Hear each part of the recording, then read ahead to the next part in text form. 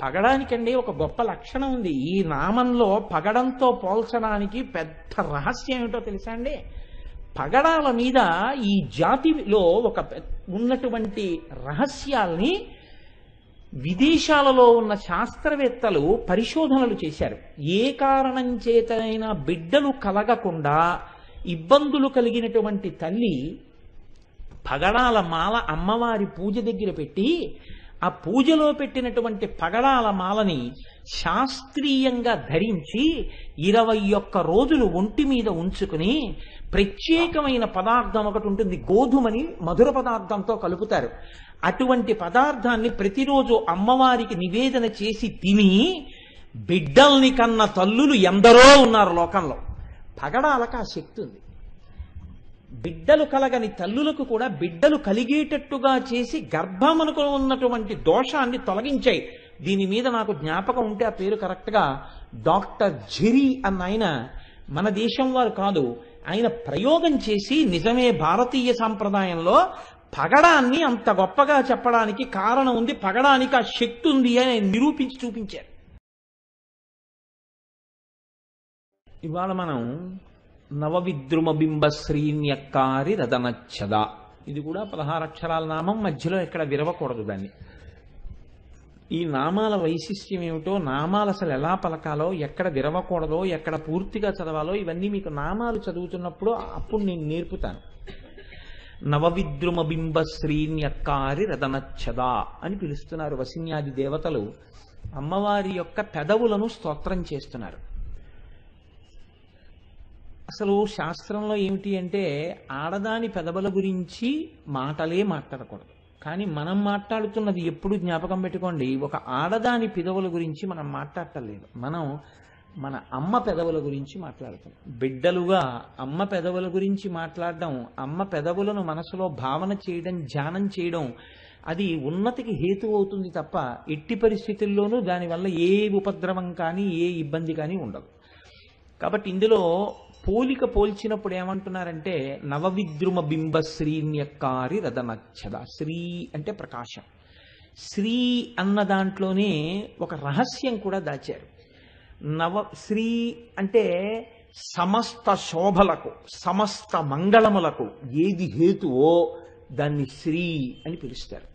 శ్రీకారం పడింది అంటే గుర్తేమిటంటే సమస్త శోభనములకు, సమస్త మంగళములకు అది ఆలవాలము అని గుర్తు. ఇప్పుడు కేవలము కాంతి కాదు, అది సమస్త మంగళములకు గుర్తయ్యున్నది. ఆ పెదవుల యొక్క కాంతి ఎలా ఉంది అంటే నవవిద్రుమ బింబ, నవవిద్రుమ బింబ. నవవిద్రుమము అంటే, విద్రుమము అంటే పగడం.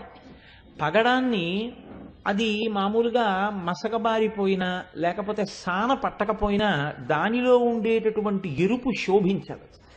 ఆ ఎరుపుతనం లోపల నుంచి పైకి వ్యక్తమై ప్రకాశవంతమై శోభాయమానమై ఉండాలి అంటే దాన్ని సానపడతారు. సానపట్టినటువంటి కొత్త పగడం ఎంత కాంతితో ఉంటుందో అంత కాంతి కలిగినది. ఏది? ఒక్క పెదవి గురించి చెప్పట్లేదు. ఒక్క పెదవి అని ఎందుకంటున్నానంటే ఒక్క కింది పెదవి గురించి మాట్లాడితే అధరము అంటారు.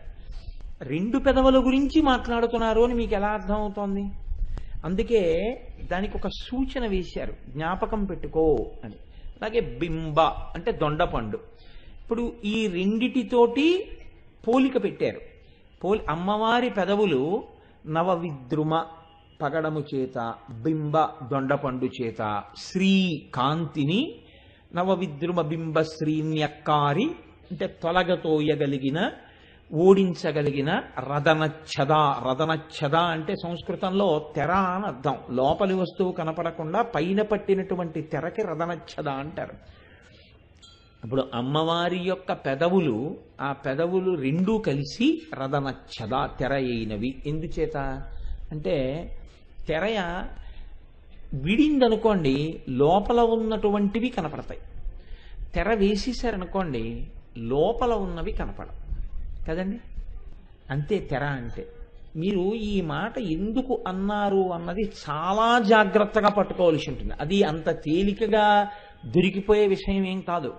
అమ్మవారి నామములు ఏదైనా స్ఫురణలో జాగ్రత్తగా నిలబడితే ఉత్తర క్షణంలో సద్య ఫలితాన్ని ఇస్తాయి. అసలు అమ్మవారే పెద్ద తెర. మీరు జాగ్రత్తగా భావన చేస్తే, నేను సరే ఆ విషయానికి వస్తాను మీ దగ్గరికి. నవవిద్రుమ బింబశ్రీ, నవవిద్రుమంతో పోలుస్తున్నారు. కొత్త పగడపు కాంతి ఎలా ఉంటుందో అటువంటి కాంతి కలిగినది. బింబఫలము అంటే దొండపండు, దొండపండు యొక్క కాంతి ఎలా ఉంటుందో అటువంటి కాంతి కలిగినవి. ఆ రెండు పెదవులు రదనచ్చదా, తెరయై ఏం చేస్తున్నాయి? వేటితో పోల్చామో ఆ పోల్చబడిన వాటి యొక్క కాంతిని తిరస్కరిస్తున్నాయి. అంటే ఇప్పుడు అమ్మవారి పెదవులను పోల్చినప్పుడు నవవిద్రుమాన్ని, కొత్తగా సానపట్టిన పగడాన్ని, దొండపండుని పోలిగ్గా వేసినా ఈ రెండు నిజానికి అమ్మవారి పెదవుల కాంతి ముందు నిలబడలేవు. ఇక్కడ మీరు ఒక విషయాన్ని కొంచెం ఆలోచించవలసి ఉంటుంది. సహజముగా పెదవులు ఎరుపుతనాన్ని పొంది ఉంటాయి. ఈ శరీరంలో మిగిలిన అవయవములు ఎలా ఉండనివ్వండి, నల్లటి వాళ్ళకి కూడా పెదవులు మాత్రం ఎర్రగానే ఉంటాయి. శరీరం నల్లగా ఉందని పెదవులు నల్లగా ఉండదు. పెదవులు నల్లగా ఉన్నాయనుకోండి, ఖచ్చితంగా ఆయన ఏదో దురలవాటుకి అలవాటు పడినాడు అని గుర్తు. అందున మనం తెలుగు వాళ్ళం ఏమిటంటే, ప్రపంచంలో ఎక్కడెక్కడ ఏ ప్రాంతాల్లో దురలవాట్లు ఉన్నాయో వాటన్నింటినీ అలవాటు చేసుకునేటంతటి గొప్ప సంస్కారవంతులం మనం. ఎందుచేత ఈ మాట అంటున్నానంటే, ఒరియా వాళ్ళు తాంబూలం వేసుకుని నెత్తురు కక్కినట్టుగా ఉమ్ముతారు. అది మనకి అలవాటు. ముందు మోటార్ సైకిల్ మీద వెళ్ళిపోతూ వెనక మోటార్ సైకిల్ మీద వస్తున్న వాడి మీద పడుతుందేమో అని కూడా అక్కర్లేదు. రోడ్డు మీద నెత్తురు కక్కినట్టుగా ఉమ్ముకుంటూ వెళ్ళిపోవడమే. ఎందుకు ఈ దురలవాటు మనకు అనేటటువంటి ఇది ఉండదు. ఎవడో ఎక్కడో ఒక పెట్టులో పెట్టుకుని తమలపాకులు పచ్చి వక్కలు తినే అలవాటు కొంతమందికి ఉంది. మనం పెట్లు పెట్టుకుని పచ్చి తమలపాకులు. ఒకడికి నస్యం అంటే పొగాకు గుండని ముక్కుపుడిగా పీలుస్తారు. అది తెలుగు వాళ్ళకి అలవాటు. ఆఖరికి వాళ్ళ తెలుగుతనం ఆంధ్ర రాష్ట్రం ఎందుకు పనికొస్తోందంటే, ప్రపంచంలో ఉన్న దురలవాట్లన్నీ ఒక్కచోటే చూడాలి అనుకుంటే ఆంధ్రప్రదేశ్లో చూడవచ్చు. కానీ ప్రపంచంలో ఎక్కడ ఏ మూల మంచి ఉన్నా అది మాత్రం మనం అనుకరించాం. తమిళనాట ఎవ్వరైనా బొట్టు పెట్టుకుంటారు, విభూతి పెట్టుకుంటారు. అది మాత్రం మనకు అక్కర్లేదు. మనం మాత్రం బొట్టు పెట్టుకోక్కర్లేదు, మనం విభూతి పెట్టుకోక్కర్లేదు. ఎవడికి వాడు ప్రాజ్ఞుడు. ఈ స్థితిని మనం పొంది ఉంటాం. మనకి మంచి లక్షణాలు అలవాట్లో లేవు. దుర్లక్షణాలు ఎక్కడ ఏ ఉన్నాయో వాటన్నింటినీ తెచ్చిపెట్టుకోవడం మనకు అలవాటు అయిపోయింది. సరే, అది ఒక సామాన్యుని సణుగుడు, దాన్ని పక్కన పెట్టేసేయండి. కాకపోతే నేను దేని గురించి ప్రస్తావన చెయ్యవలసి వచ్చింది అంటే, ఈ విషయాన్ని, పెదవులు నల్లబడ్డాయి అంటే అది ఒకటి శోభన హేతువు కాదు. రెండు, ఎవ్వరి పెదవులు నల్లపడవు. పెదవులు నల్లపడిపోయాయి అంటే అర్థం ఏంటంటే పెదవులు ఆరిపోయాయి అంటారు. పెదవులు ఆరిపోవడం, పెదవులు పగిలిపోవడం, పెదవులు పుళ్ళు పడిపోవడం, ఇలాంటివన్నీ అనారోగ్య సూచనలు తప్ప ఏ వయస్సులోనైనా ఎర్రగా ఉంటాయి. ప్రత్యేకించి యవ్వనంలో మరీ ఎర్రగా ఉంటాయి. కనుక ఆ ఎర్రగా ఉండేటటువంటి పెదవులు పూర్వకాలంలో కూడా ఒక లక్షణం ఉండేదిట. లత్తుక అని ఒక పదార్థం, దాన్ని పాదములకు పారాణిగా పెట్టుకునేవారు. లత్తుక పెదవులకు పూసుకునేవారు. కానీ ఒక్క లక్షణం ఉంటుంది, భర్త పక్కన ఉన్నప్పుడు మాత్రమే కొన్ని అలంకారాలు చేసుకుంటారు, భర్త పక్కన ఉన్నప్పుడు మాత్రమే కొన్ని ఆభరణాలు పెట్టుకుంటారు. దానివల్ల ఏమవుతుందంటే సౌశీల్యము ప్రకాశిస్తుంది, లోకమునకు మర్యాద నిలబడుతుంది. కానీ ఇవాళ ఏమైపోయిందంటే, భర్త పక్కన ఉన్నప్పుడు మామూలుగా ఉంటారు, వీధిలోకి వచ్చినప్పుడు లిప్స్టిక్ అన్న పేరుతో వేసుకుంటారు. ఎందుకు వేసుకున్నట్టు నేను చెప్పక్కర్లేదు. నీ సౌందర్యము చాలా మందిని ఆకర్షించాలని కోరిక, దేనికి వేసుకుంటున్నట్టు? అది లిప్స్టిక్ వేసుకుని వీధిలో తిరగడం అన్నది నాకు తెలుసున్నంత వరకు ఈ జాతి సంస్కారంలో లేదు. ఎందుకు వేసుకుంటారంటే, భర్త యొక్క అనురాగమును పొందడానికి, భర్త సంతోషించడం కోసం. ఒక్క భర్తృ సమక్షంలో ఉన్నప్పుడు స్త్రీ కొన్ని అలంకారములను చేసుకోవచ్చు. అది ఆయన యొక్క ఇష్టం, అది ఆయన సంతోషాన్ని కలిగిస్తే అసలు ఆ విషయం గురించి వ్యాఖ్యానం చేసేటటువంటి అధికారం ఎవ్వరికీ లేదు. భార్యాభర్తల మధ్యకు వెళ్ళకూడదు కాబట్టి తప్ప అది 10 మందిలో లిప్స్టిక్ వేసుకుని తిరగవలసినటువంటి అవసరం కానీ, అలా అమ్మడం కానీ ఈ జాతికి తెలుసని నేను అనుకోవట్లేదు. అలా ఎక్కడా చెప్పలేదు, ఏ గ్రంథంలోనూ అలా లేదు. అలా వేసుకు తిరిగితే ఇంకొక రకంగా ఆలోచించవలసి వస్తుంది. దీన్ని భాగవతంలో నిరసించాడు కృష్ణ భగవానుడు. సరే, ఇప్పుడు నేను ఆ కోణం నాకెందుకు, నేను మాతృస్వరూపం గురించి మాట్లాడుతున్నాను కాబట్టి ఆ నిరసన గురించి నేను మాట్లాడను. కనుక చూడండి, నవవిద్రుమ బింబ శ్రీన్యక్కారిరదనచ్చదా, అమ్మవారి పెదవులు చాలా ఎర్రతనంతో ఆ ఎరుపులోంచి ఒక కాంతి ఉంది. నేను మీతో విజ్ఞాపన చేసి ఉన్నాను, అమ్మవారి ఎరుపు కేవలం పేలవమైన ఎరుపు కాదు. ఎందుచేత అంటే కొన్ని ఎరుపులు ఉంటాయి, ఆ ఎరుపు చూడగానే జుగుప్స కల్పిస్తుంది, అబ్బా అనిపిస్తుంది, కానీ మీకు శోభస్కరంగా ఉండదు. ఒక వ్రణం, ఒక కురుపు చాలా ఎర్రగా ఉందనుకోండి, అది ఎంత సూర్యకిరణాలు పడి మిరిసిపోతున్నా ఇది కురుపులా ఉంది అని ఎవరందరూ, ఎందుకు అది హీనోపమానం, దాని యందు ప్రకాశం ఉండదు, దాని యందు బాధ ఉంటుంది. అమ్మవారి పెదవులను పోల్చేటప్పుడు చాలా గొప్ప మాట అంటున్నారు, శ్రీ, ఆ శోభ ఎటువంటి శోభ, ఎటువంటి కాంతి ఆ కాంతి అంటే దొండపండు యొక్క కాంతిని, నవవిద్రుమము యొక్క కాంతిని తిరస్కరించగలిగినది. ఇక్కడ మీరు ఒక్క విషయాన్ని ఆలోచించండి, అమ్మవారు నిత్య యవ్వన కాబట్టి ఆవిడ పెదవులు ఎప్పుడూ అలా ఎర్రగా ఉండడంలో పెద్ద ఆశ్చర్యం ఏం లేదు. రదనచ్చదా, ఆ పెదవులు మూసుకుని ఉన్నాయి అంటే ఇప్పుడు పెదవులు విప్పితే ఏమవుతుందన్న విషయం మీకు చెప్పట్లేదని గుర్తు కదండి. పెదవులు ఇలా విచ్చుకునున్న రెండు పెదవులు కనపడతాయి, కానీ అలా విచ్చుకుని ఉంటే రెండు పెదవులే కనపడతాయంటే తప్పు, ఇంకా కనపడతాయి కొన్ని. కాబట్టి వాళ్ళు ఏది మాట్లాడుతున్నారు అంటే మీరు చాలా జాగ్రత్తగా దాన్ని ధ్యానం చేస్తే ఆ నామాన్ని అని కూర్చున్న అమ్మవారి గురించి మాట్లాడుతున్నారు. ఆ నోరు విప్పలేదు ఆవిడ, విప్పకుండా కూర్చుంది. అలా విప్పకుండా కూర్చున్నటువంటి అమ్మవారు ఎవరున్నారో ఆ తల్లి యొక్క పెదవులు రదనచ్చదా, తెరవలే ఉన్నవి. ఇప్పుడు ఈ తెర ఉంటే ఏమైంది, వెనక ఏముందో మీకు తెలియదు. తెర అన్నది దేనికి ఉపయోగపడుతుందంటే వెనక ఉన్నటువంటి వస్తువుని తెలియచేయకుండా ఉంచేదాన్ని తెర అంటారు. అసలు అద్వైత సంప్రదాయంలో అమ్మవారే ఒక పెద్ద తెర. అంటే శ్రీ విద్యా సంప్రదాయమునందు ఆవిడ మహారాజ్ఞి, పరిపాలకురాలు, ఆవిడ మోక్షాన్ని ఇవ్వగలదు. అద్వైత సంప్రదాయమునందు అమ్మవారిని మాయాశక్తిగా చెప్తారు. దానివల్ల వచ్చేటటువంటి దోషము లేదు, దానివల్ల అమ్మవారిని తక్కువ చేసినట్టు కాదు. ఆ మాయ పరబ్రహ్మము యొక్క శక్తి. ఈ మాయ అన్నది అమ్మవారు ఏం చేస్తుంది అంటే చాలా గమ్మత్తుగా ఉంటుంది. అమ్మవారు వేసేటటువంటి మాయా అనబడేటటువంటి అవనిక తెర వల్ల మీకు ఒక నష్టం కలుగుతూ ఉంటుంది. ఏమిటా నష్టం అంటే శివదర్శనం కలగదు, అంటే ఆత్మదర్శనం అవదు, ఈశ్వర దర్శనం అవదు. ఎప్పుడూ బహిర్ముఖంగా తిరుగుతూ ఉంటాడు, ఎప్పుడు ఇంద్రియముల చేత సుఖములను అనుభవిస్తూ ఉంటాడు. అందుకే అమ్మవారి యొక్క మూర్తి చాలా గమ్మత్తయింది. ఎందుకో తెలుసా అండి? సింధూరారుణ విగ్రహం త్రినయనాం మాణిక్య మౌళి స్ఫురత్తారానాయక శేఖరాం స్మితముఖీం ఆపీనవక్షోరుహాం. ఇవి ఆవిడ మహారాజ్ఞీ తత్వాన్ని, ఆవిడ యొక్క అమ్మతనాన్ని చెప్తాయి. ఇది తారానాయక శేఖరాం స్మితముఖీం ఆపీనవక్షోరుహాం వరకు. కానీ పాణిభ్యాం అలిపూర్ణరత్న చషకం ఇక్కడొచ్చింది. అమ్మవారు చేతిలో ఒక బంగారు పాత్ర పట్టుకుంది. ఇప్పుడు ఈ బంగారు పాత్రలో ఏముంది? అందులో తేనె ఉంది అనుకోండి, సమయాచారాన్ని బట్టి తేనె ఉంది. ఆ తేనె కోసం గండు తుమ్మెదలు మూగుతున్నాయి. ఆవిడ ఒక చేతిలో తామర పువ్వు పట్టుకుంది. రత్న ఘటస్థ రక్త చరణాం, ఆ తల్లి ఒక కుండ వంటి ఆకారము కలిగినటువంటి రత్నములతో చేయబడిన పాదపీఠం మీద తన పాదాలు పెట్టింది. ఇప్పుడు ఇలా తామర పువ్వుని, ఇలా తేనె పాత్రని పట్టుకుంది. దాని మీద తుమ్మెదలు ముసురుతున్నాయి. ఆవిడ ఏం చేస్తుందంటే, ఈ చేతిలో తామర పువ్వు ఎందుకో తెలుసా అండి? ఈ తామర పువ్వు మీ యొక్క హృదయం, మీ హృదయం భగవంతుడి పట్ల భక్తి అన్న తేనెతో నిండితే అక్కడికి వస్తుంది తుమ్మెద.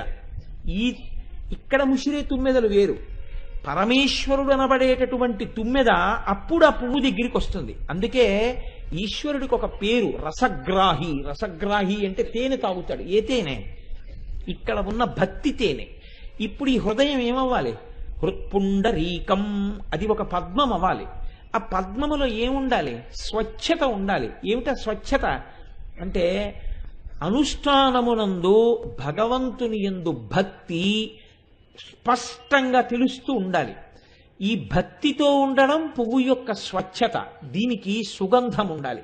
ఈ సుగంధము ఒక్క పూజామందిరంలో ఈశ్వరుణ్ణి చూడడం కాదు, అంతటా భగవద్ దర్శనం కోసం వెంపర్లాట ఉండాలి. ఈ రెండు ఎక్కడ ఉంటాయో అక్కడికి ఆయనే వస్తాడు, సారగ్రాహి వచ్చి ఏం చేస్తాడు, ఆయన ఈ తేనె తాగుతాడు. అందుకే శంకరులు అంటారు, భృంగీఛా నటనోత్కట కరిమదగ్రాహీ స్ఫురన్మాధవా హ్లాదో నాదయుతో మహాసితవపు పంచేషు నాచాధృత సత్పక్ష సుమనోవనేషు సపున సాక్షాన్ మదీయే మనోరాజీవే భ్రమరాధిపో విహరతాం శ్రీశైలవాసీ విభు అంటారు. మనోరాజీవే భ్రమరాధిపో విహరతాం. మనోరాజీవము అంటే మనస్సనబడేటటువంటి తామర పువ్వు మీద విహరించేటటువంటి గండు తుమ్మెదా అన్నారు. భ్రమరాంబ అమ్మవారు, భ్రమరాంబకి మొగుడు భ్రమరాధిపతి గండు తుమ్మెద, మగ తుమ్మెద అవ్వాలి. ఇప్పుడు సారగ్రాహి అయినటువంటి పరమేశ్వరుడు భక్తుడి యొక్క హృదయము మీద తిరుగుతూ ఆ భక్తి అనేటటువంటి తేనె తాగడానికి సిద్ధమై ఉంటాడు. ఎవరు అమ్మవారి పాదముల మీద వాలుతారో, ఎవరు అమ్మవారికి నమస్కారం చేసి భక్తిని కోరుకుంటారో అటువంటి వారు ఈ తామర పువ్వు దగ్గరికి వెళ్ళేటట్టు చేస్తుంది. ఈ తామర పువ్వుతో మీ మనస్సుని ఈశ్వరుడు వాలవలసినటువంటి పద్మంగా మారుస్తుంది. ఎవడు ఇంద్రియ లంపటంతో ఉండి అమ్మవారి పాదముల వంక చూడడో వాడికి తేనె మీద ముసిరేటట్టు చేస్తుంది. అంటే ఆవిడేమనదు, ఇంద్రియ సుఖములను ఇచ్చేస్తుంది. మృత్యు అంటే ఏమిటో తెలుసా అండి? చాలా చమత్కారం. ఇంద్రియ సుఖముల యందు మగ్నుడగుట అంతే మృత్యు అంటే. ఇంద్రియములతో సుఖం అనుభవించడం తప్ప ఎప్పుడూ ఈశ్వరుడి వైపుకి తిరగడం చేత కాదనుకోండి. భగవంతుడి నామం చెప్పడంలో, భగవత్ పూజ చేయడంలో, భగవత్ కథ వినడంలో జీవితం మొత్తం మీద ఒక్కసారి ఈ కన్నులు చెమర్చలేదనుకోండి, ఆ బతుకు కాదు. ఎందుకు చెమర్చవో తెలుసా అండి? ఆర్ద్రత లేదనమాట. అసలు సీతమ్మ తల్లి కథ చెప్పండి, దేవీ భాగవతం చెప్పండి, భాగవతం చెప్పండి, లలితా సహస్రం చెప్పండి, వాడికి అది ఎందుకు పనికి వస్తుందంటే వాడికి కాసేపు కాలక్షేపానికి కూర్చుంటే తప్ప ఆర్ద్రత లేదు.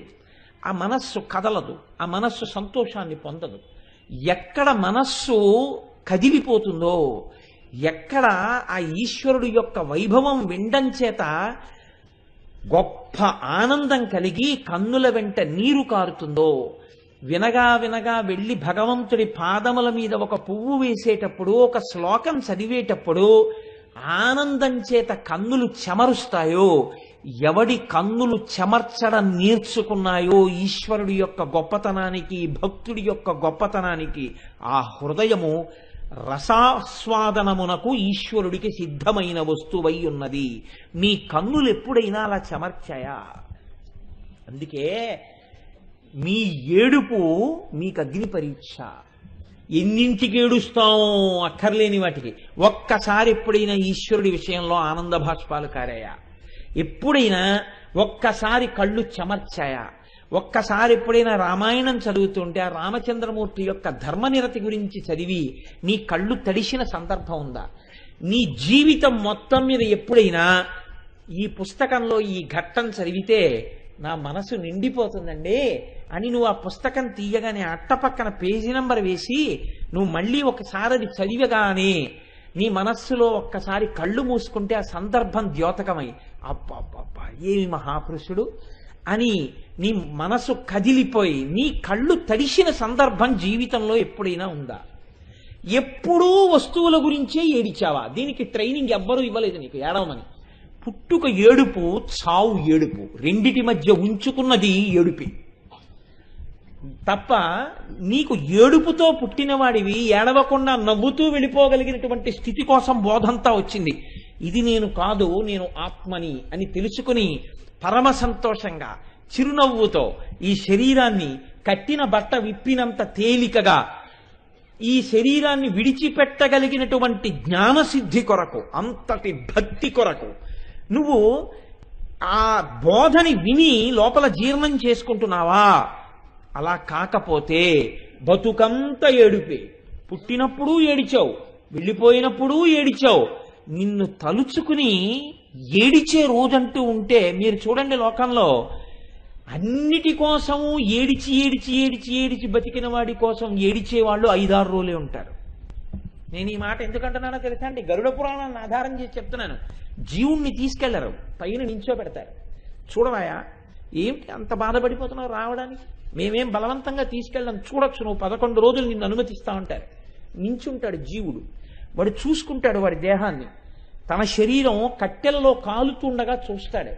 అరే దీనికి కదురా ఇన్ని ఫెయిల్ అండ్ లవ్లీలు రాశాను, ఇంత పౌడర్ రాశాను, దీనికి కదా ఇంత అన్నం పెట్టాను, దీనికి కదా ఇన్ని పంచెలు కట్టాను, ఇది ఎంత నిర్దాక్షిణ్యంగా కాలిపోతోందిరా అని తెల్లబోతాడు.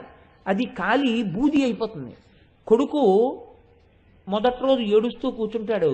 2 రోజులు అవుతుంది, 3 రోజులు అవుతుంది. 4వ రోజున కొద్దిగా దుఃఖం ఉపశమించిన తర్వాత అయిన వాళ్ళు వచ్చి ఒకసారి బీరువా తీద్దామంటారు. బీరువా తీసిన తర్వాత దేవాలయాలకన్నిటికీ దానం చేసిన రసీదులే కనపడ్డాయనుకోండి. అందులో ఆయన సొమ్మేం పోయిందయా, ఇచ్చేశాడు, మీరు ఎలా పోతే ఆయనకి ఎందుకంటారు. చాలా నిర్దాక్షిణ్యంగా ఉంటుందండి. మీకు తెలియని విషయాలు కావు. ఎంత అదృష్టవంతుడివయా, అటువంటి వాడికి కొడుకువయ్యావు అనేవాడు ఉండడు లోకంలో. మీరు ఎంత చెయ్యండి, ఎంత ఇవ్వండి, ఇంకా ఇవ్వలేదని ఏడిచేవాళ్లే ఉంటారు దేహబంధువులు. ఇటువంటి తండ్రికి నేను కొడుకుననేవాడు ఎక్కడో ఉంటాడు. 11 రూపాయలతో గోదానం చేసేవాడే కానీ నిజంగా ఆవును తెచ్చి దానం చేసేవాళ్ళే లేరు. 9 రోజులు అవుతుంది, 10 రోజులు అవుతుంది. వీడంటాడు, నేను ఎన్ని కుటుంబాలు చూశానో. కర్త ఉప్పు కారాలు బాగా తక్కువగా ఉన్నటువంటి పదార్థాన్ని తిని తల్లిదండ్రుల యొక్క యశస్సుని స్మరణ చెయ్యాలి.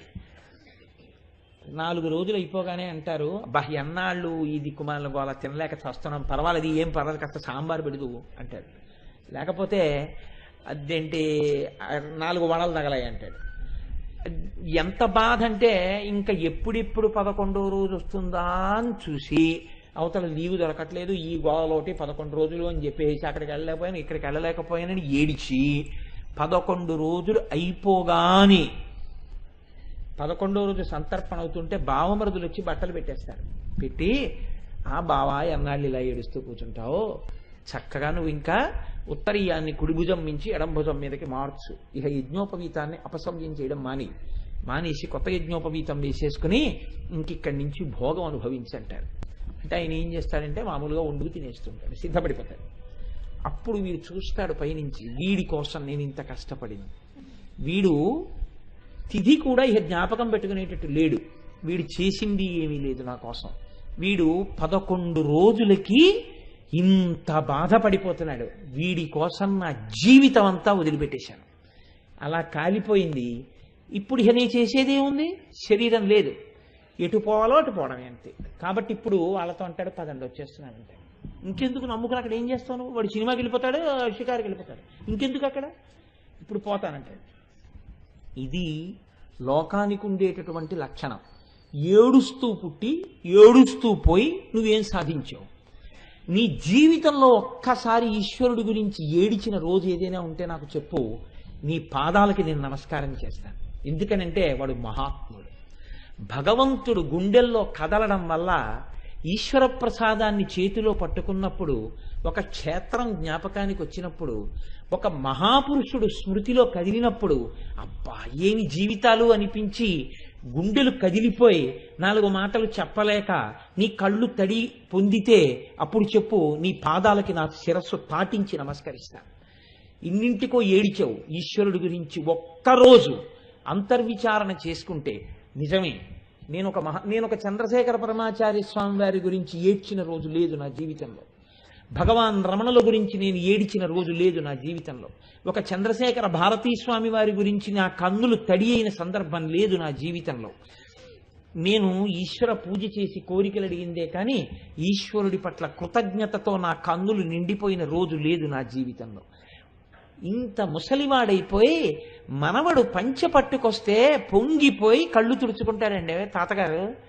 ఇన్నిచ్చిన ఈశ్వరుడికి మర్యాదతో కళ్ళు తుడుచుకున్న తాతనొకడిని నాకు చూపించండి అంటే, నేను ఈ మాట ఎందుకంటున్నానంటే, నన్ను దృష్టిలో పెట్టుకుని మీ కళ్ళు ప్రతిక్షణం చవరించే కళ్ళు, మీరు ప్రాజ్ఞులు, మహాభక్తులు, మిమ్మల్ని ఉద్దేశించి కాదు నేను అంటున్నది. కనుక దీన్ని కన్నులు చెమర్చగలిగినటువంటి లక్షణం ఏదైనా ఉంటే అది ఆర్ద్రత, అది భక్తి, అది తేనెతో నిండినటువంటి మనస్సు. ఇప్పుడు అక్కడికి ఎవరు వస్తారంటే రసగ్రాహి అయిన ఈశ్వరుడు వస్తాడు. వచ్చి ఆ తేనె తాగుతాడు, ఆ పువ్వులో పడుకుంటాడు ఆయన. ఆ హృదయం సామాన్యమైంది కాదు, అది నడిచే దేవాలయం. ఆ శరీరం అది నిరంతర పూజా మందిరం. అక్కడ ఊపిరి యందు ఈశ్వరోపాసనం జరుగుతూ ఉంటుంది. కాబట్టి నేను ఈ మాట ఎందుకన్నాను మీతో అంటే, అలిపూర్ణరత్న చషకం రక్తోత్పలం బిభ్రతీం, ఇటు రక్తోత్పలం పట్టుకుంది, ఇటు అలిపూర్ణరత్న చషకం, ఇటు తేనె పాత్ర పట్టుకుంది. ఇలా ఏడిచేవాడు ఎవడైనా ఉన్నాడా చూస్తుంది. అమ్మ అంటే ఇంతే, నీ ఏడుపుని బట్టి నీకు ఇవ్వగలిగినది. ఏడిస్తే చులకన చేస్తారు మిగిలిన వాళ్ళు. ఆయన పాపం కళ్ళమ్మని నీళ్లు పెట్టుకున్నారండి అని 10 మంది చెప్పుకుంటారు. కళ్ళమ్మని నీళ్లు పెట్టుకున్నాడు అని అనకుండా కళ్ళ నీళ్లు పెట్టుకున్నప్పుడల్లా మీ కోరిక తీర్చింది లోకంలో ఎవరైనా ఉంటే అమ్మొక్కతే.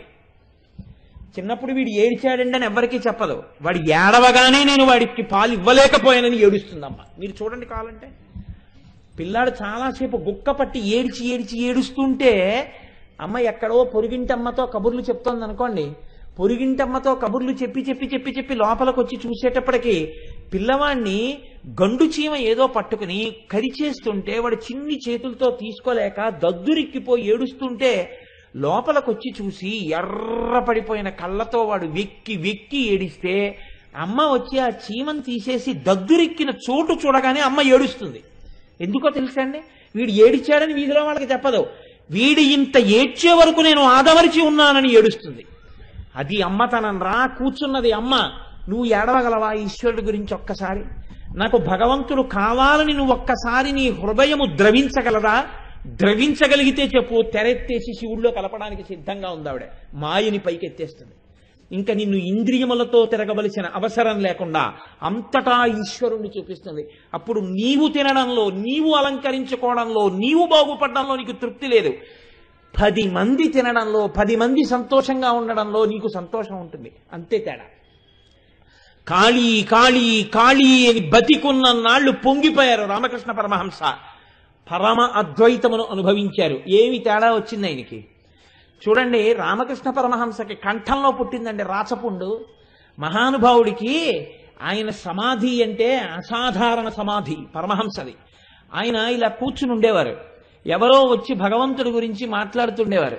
ఆయన లేచి పారవశ్యంతో నాట్యం చేసేస్తుండేవారు. నా దగ్గర ఇంట్లో ఫొటోస్ కూడా ఉన్నాయి. అవి చూసినప్పుడు నాకు ఎంత ఆశ్చర్యంగా ఉంటుందో, ఓ ఏమి స్థితయా మహానుభావ అని. ఆ పంచ పైకి కట్టుకుని మోకాళ్ళ మీదకి 2 కాళ్ళు ఎత్తి ఇలా అరమోట్పు కన్నులతో ఆయన పొంగిపోతున్న దృశ్యం ఎంత ఆశ్చర్యంగా ఉందో. అలాగే సమాధిలోకి వెళ్ళిపోయారు. చంద్రశేఖర పరమాచార్య సౌందర్యలహరిలో ఒక శ్లోకం చెప్తూ చెప్తూ సమాధిలోకి జారిపోయేవారు. జారిపోయి మళ్ళీ బహిర్ముఖులు అవుతుండేవారు. అయి మళ్ళీ 4 మాటలు చెప్తుండేవారు.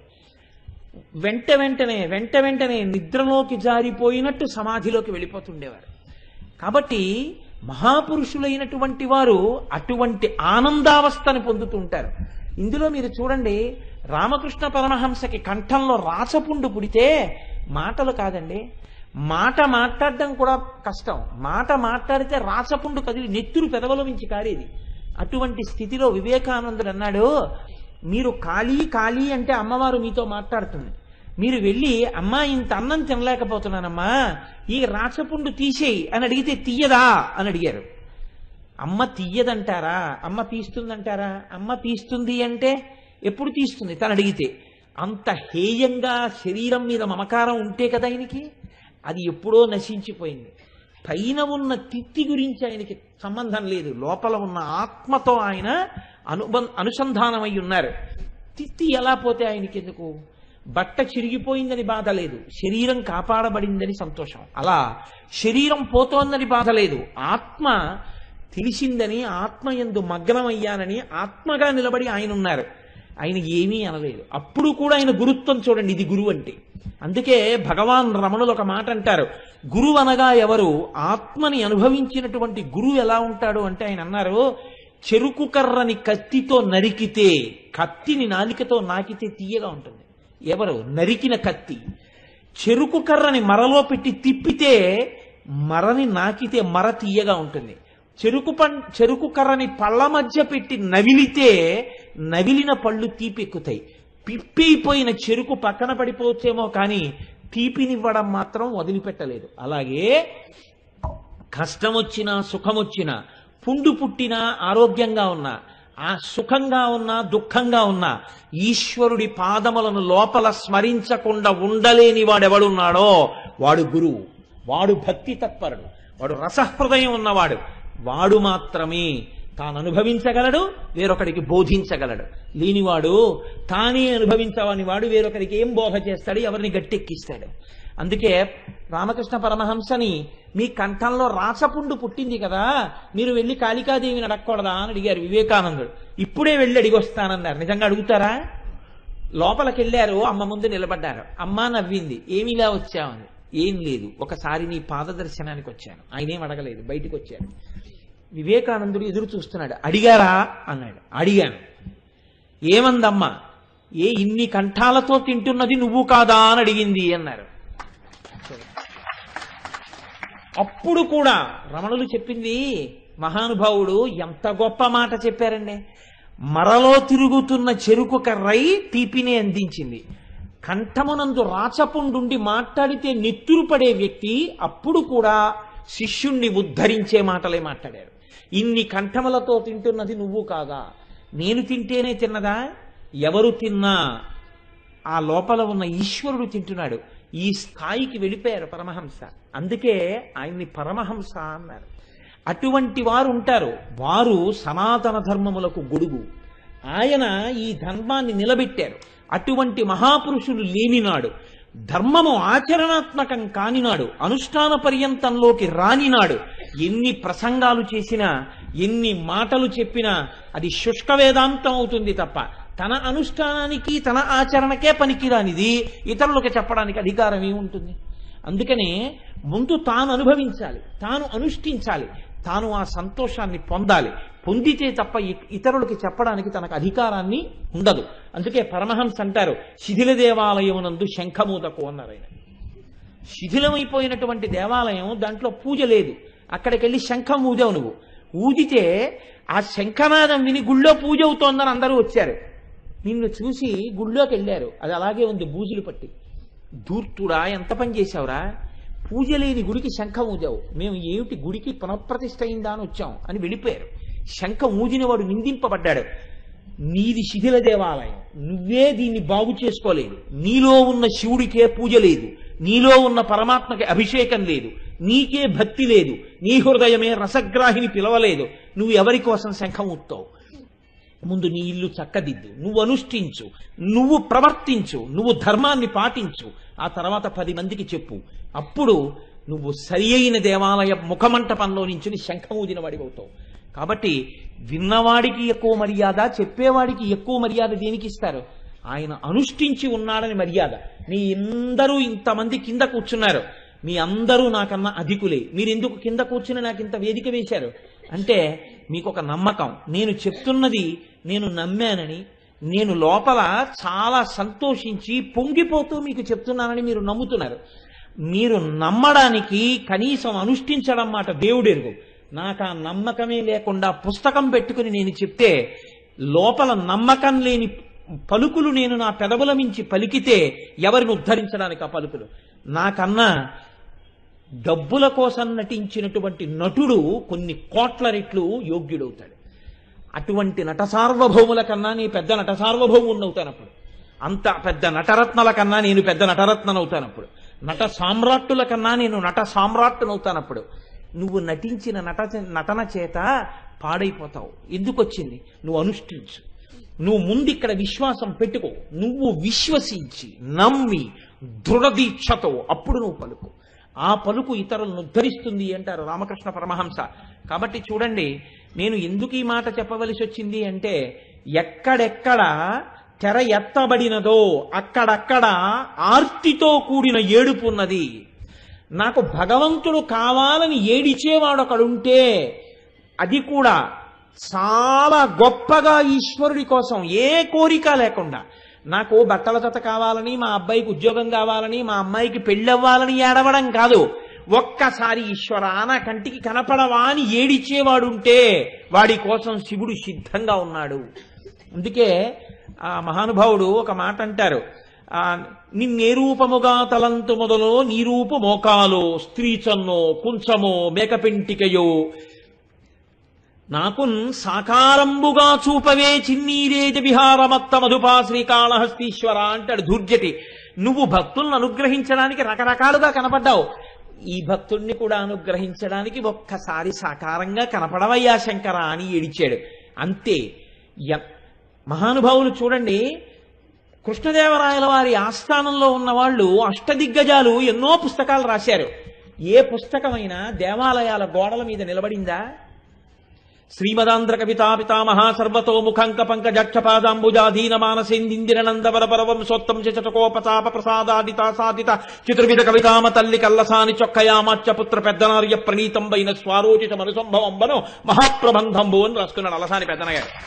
ఎక్కడ నిలబడింది పెద్దనగారి గ్రంథం? నేను ప్రబంధాన్ని తక్కువ చేసి మాట్లాడటలేదు. ఏ దేవాలయపు గోడల మీద నిలబడింది? అందులో ఎన్ని చమత్కారాలైనా ఉండొచ్చు, ఎంత గొప్ప గొప్ప పద్యాలైనా ఉండొచ్చు.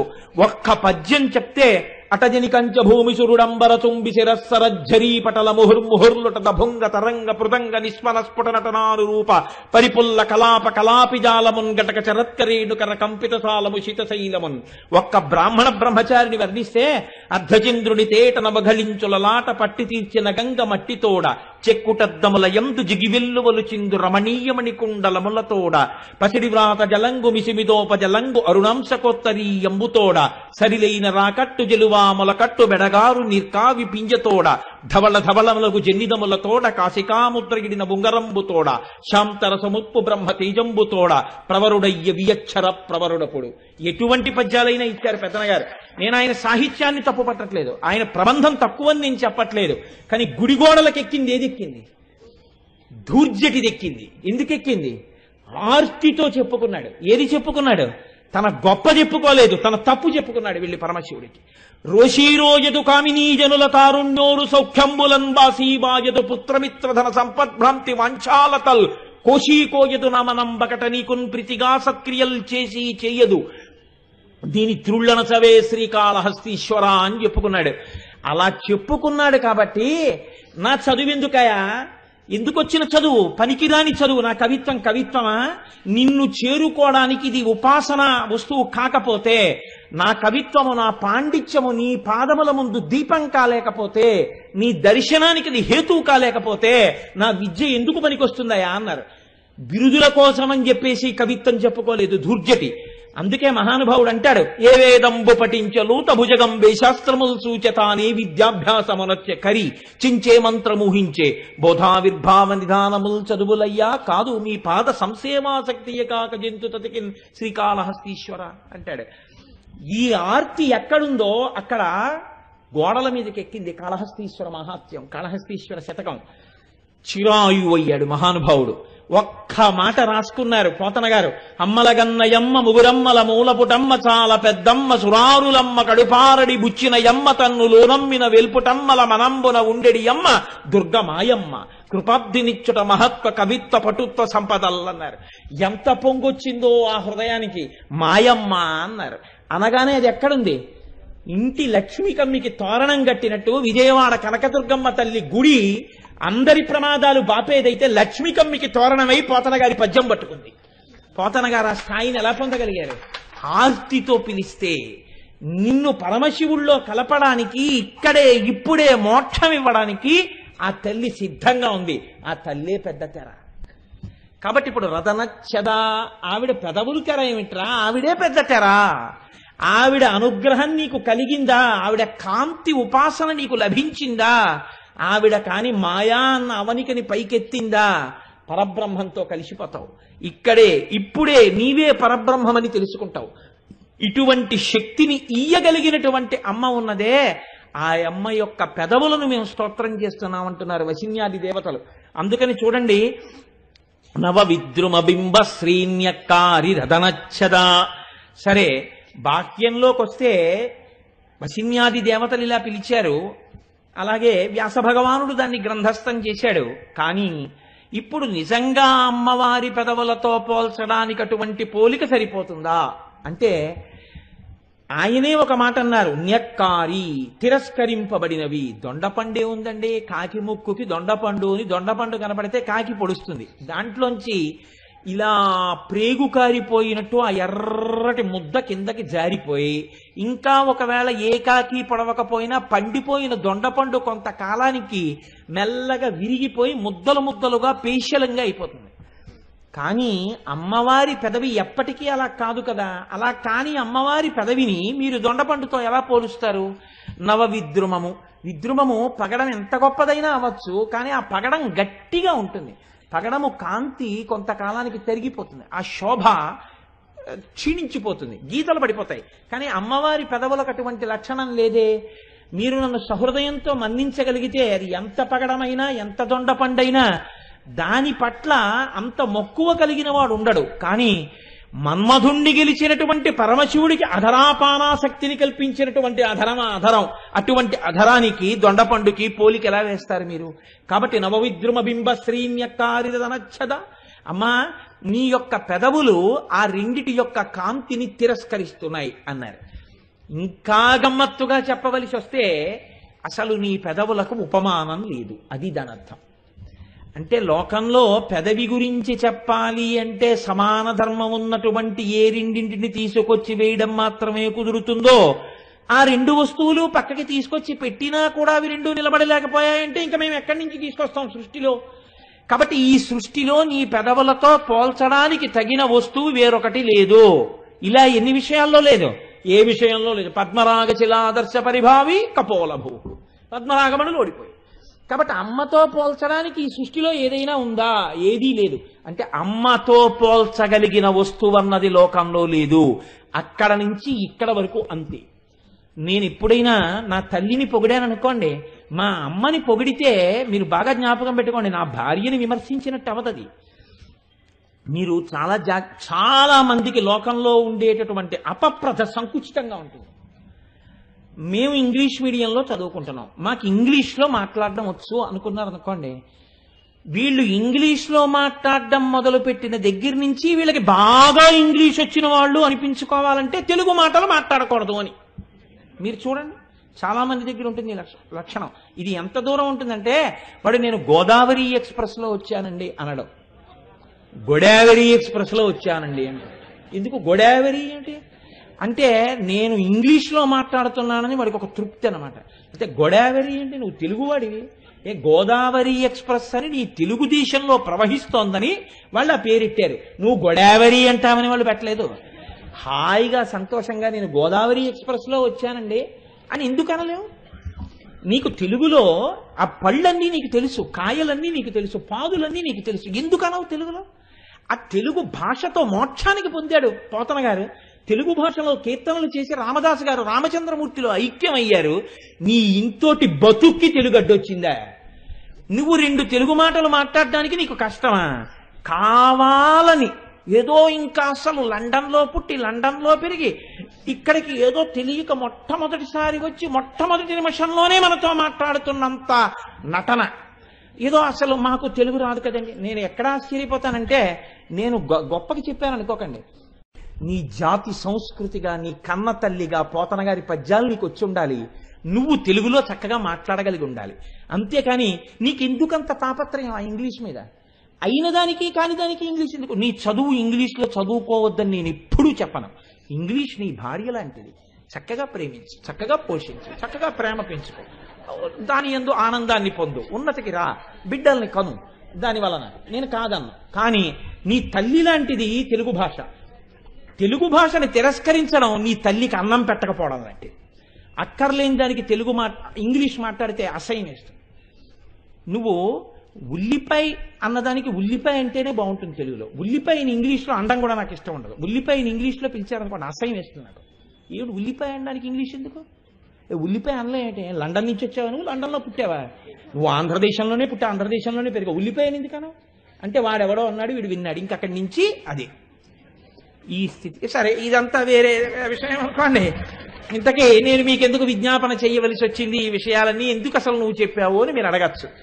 అంటే అమ్మవారి పెదవులకు ఉండేటటువంటి గొప్పతనం తిరస్కరించినది ఆ రెండు ఉపమానములను అని కేవలంగా వసిన్యాది దేవతలు వ్యాస భగవానుడంటే దాన్ని సౌందర్యలహరిలో శంకర భగవత్పాదులు చాలా చమత్కారంగా ఆవిష్కరించారు. ఆయన అంటారు, ప్రకృత్యారక్తాయాస్తవ సుదతిదం తచ్చదరుచే ప్రవక్షే సాదృశ్యం జనయతు ఫలం విద్రుమలత నబింబం తత్పింబ ప్రతిఫలన రాగాదరుణిమం తులామధ్యారోఢుం కదమివనలజ్జేత కలయా అన్నారు. ఆయన అన్నారు, అమ్మా ప్రవచ్యే నే చెప్తున్నానమ్మా అన్నారు. సాదృశ్యం పోలిక చెప్పడానికి ప్రయత్నిస్తున్నాను. దేని చేత పోలిక వస్తుంది అంటే, అమ్మా నీ పెదవులకు పోలిక చెప్పచ్చు. వీళ్ళు అంటున్నారు లోకంలో పోలిక లేదంటున్నారు, కానీ ఒక్కదాంతో పోలిక చెప్పచ్చు, రెండో దాంతో మాత్రం కుదరదన్నారు. ఎందుకని? ఇదొక చమత్కారం శంకరాచార్యుల వారి శ్లోకాలు. ఆయన అన్నారు, ప్రకృత్యారక్తాయాస్తవ సుదతి. మనకి శంకరాచార్యుల వారి సాహిత్యంలో ఉన్న ఈ పేర్లు పనికిరావు. సుదతి అంటే చక్కటి పలువరస కలిగినది అని అర్థం. ఎప్పుడు కనపడతాయి ఆ పలువరస? పెదవులు విడితే ఆ పలువరస కనపడుతుంది. అంత అందంగా పళ్ళు కనపడకుండా పెదవులు మూసి ఉండేటటువంటి తల్లి అంటే చక్కటి హాసం ఉన్న తల్లి. ఆయన సుదతి అని పిలిచారు. 3 అక్షరాల నామం, ఎంతో చక్కటి పేరు. మీకు సుదతి ఎక్కడా కనపడదు. అయ్యి బాబోయ్ అంత చిత్ర విచిత్ర, సరే మళ్ళీ అటు ఎందుకు కానండి. కాబట్టి శంకరులు అంటున్నారు, సుదతి దంతచ్చదరుచేహే అంటే, అమ్మా నీ పన్నులు కప్పినటువంటి ఆ పెదవుల యొక్క కాంతి ఒక వస్తువుతో పోల్చవచ్చు లోకంలో. వీళ్ళు పోల్చడానికి వస్తువు లేదంటున్నారు, కానీ అబద్ధం, పోల్చచ్చు. కానీ ఎప్పుడో తెలుసా? ఎప్పుడు? ప్రవక్షే సాదృశ్యం జనయతు ఫలం విద్రుమలత. లోకంలో పగడంతో పోలిస్తే వీళ్ళకి అభ్యంతరం వచ్చింది. ఎందుకని? పగడం గట్టిగా ఉంటుంది కదా, అమ్మవారి పెదవుతో ఎలా పోలుస్తావు? పగడం కొన్నాళ్ళకి కాంతి పోతుంది కదా, ఎలా పోలుస్తావు అని కదా అంటున్నారు. నేనంటాను, పగడం కానీ ఒక తీగకి పండితే నీ పెదవులతో పోల్చవచ్చు. ఇప్పుడు శంకరాచార్యుల వారు ఓ మిలికి పెట్టారు. ఇప్పుడు మీరు ఏం చేయాలి? ఆలోచించాలి. ఏమిటండి తీగకి పండితే ఏమిటండి అనాలి మీరు. తీగకి పండితే అంటే ఇప్పుడు అసలు పగడం ఎలా దొరుకుతోంది? పగడం తీగలకేం కాయదు. పగడం ఒక రాయి కాబట్టి భూమిలోనే దొరుకుతుంది అంతే. పగడానికండి ఒక గొప్ప లక్షణం ఉంది. ఈ నామంలో పగడంతో పోల్చడానికి పెద్ద రహస్యం ఏమిటో తెలుసా అండి? పగడాల మీద ఈ జాతిలో ఒక ఉన్నటువంటి రహస్యాల్ని విదేశాలలో ఉన్న శాస్త్రవేత్తలు పరిశోధనలు చేశారు. ఏ కారణం చేతనైనా బిడ్డలు కలగకుండా ఇబ్బందులు కలిగినటువంటి తల్లి పగడాల మాల అమ్మవారి పూజ దగ్గర పెట్టి, ఆ పూజలో పెట్టినటువంటి పగడాల మాలని శాస్త్రీయంగా ధరించి 21 రోజులు ఒంటి మీద ఉంచుకుని ప్రత్యేకమైన పదార్థం ఒకటి ఉంటుంది, గోధుమని మధుర పదార్థంతో కలుపుతారు. అటువంటి పదార్థాన్ని ప్రతిరోజు అమ్మవారికి నివేదన చేసి తిని బిడ్డల్ని కన్న తల్లులు ఎందరో ఉన్నారు లోకంలో. పగడాలకు ఆ శక్తి ఉంది.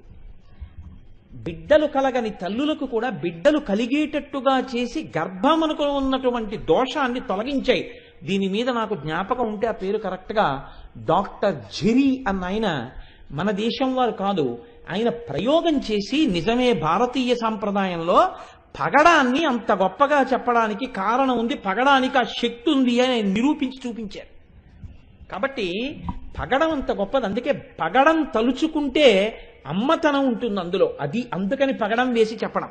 ఇప్పుడు శంకరులు అంటున్నారు, కేవల పగడం సరిపోదు అంటున్నారు కదా, తీగకు పగడం పండితే నీ పెదవులకు పోలిక ఇచ్చన్నారు. అంటే పగడం భూమిలో తరుగుతుంది తప్ప తీగకి దొరకదు కదా, అసలు కాయ కాసి పండు అవ్వదు అదేమి. అంటే పగడం తీగకి పండితే అనగానే అది జరగదు కాబట్టి అమ్మవారి పెదవులకు పోలిక లేదని చెప్పండి కదండి. శంకరాచార్యుల వారు అలా వచ్చారు. కవి సమయమే కాదు, అది నిజంగా యథార్థంగా జరిగేది ఏం కాదు. రెండోది ఆయన అంటున్నారు, మరి ఏం బింబఫలం గురించి మీరు ఎందుకు మాట్లాడలేదు అంటారేమో అని ఆయన అన్నారు. బింబఫలం అన్న పేరు దానికి ఎందుకు వచ్చిందో తెలుసా అమ్మా? బింబము అన్న మాటకి ఒక అర్థం ఉంది.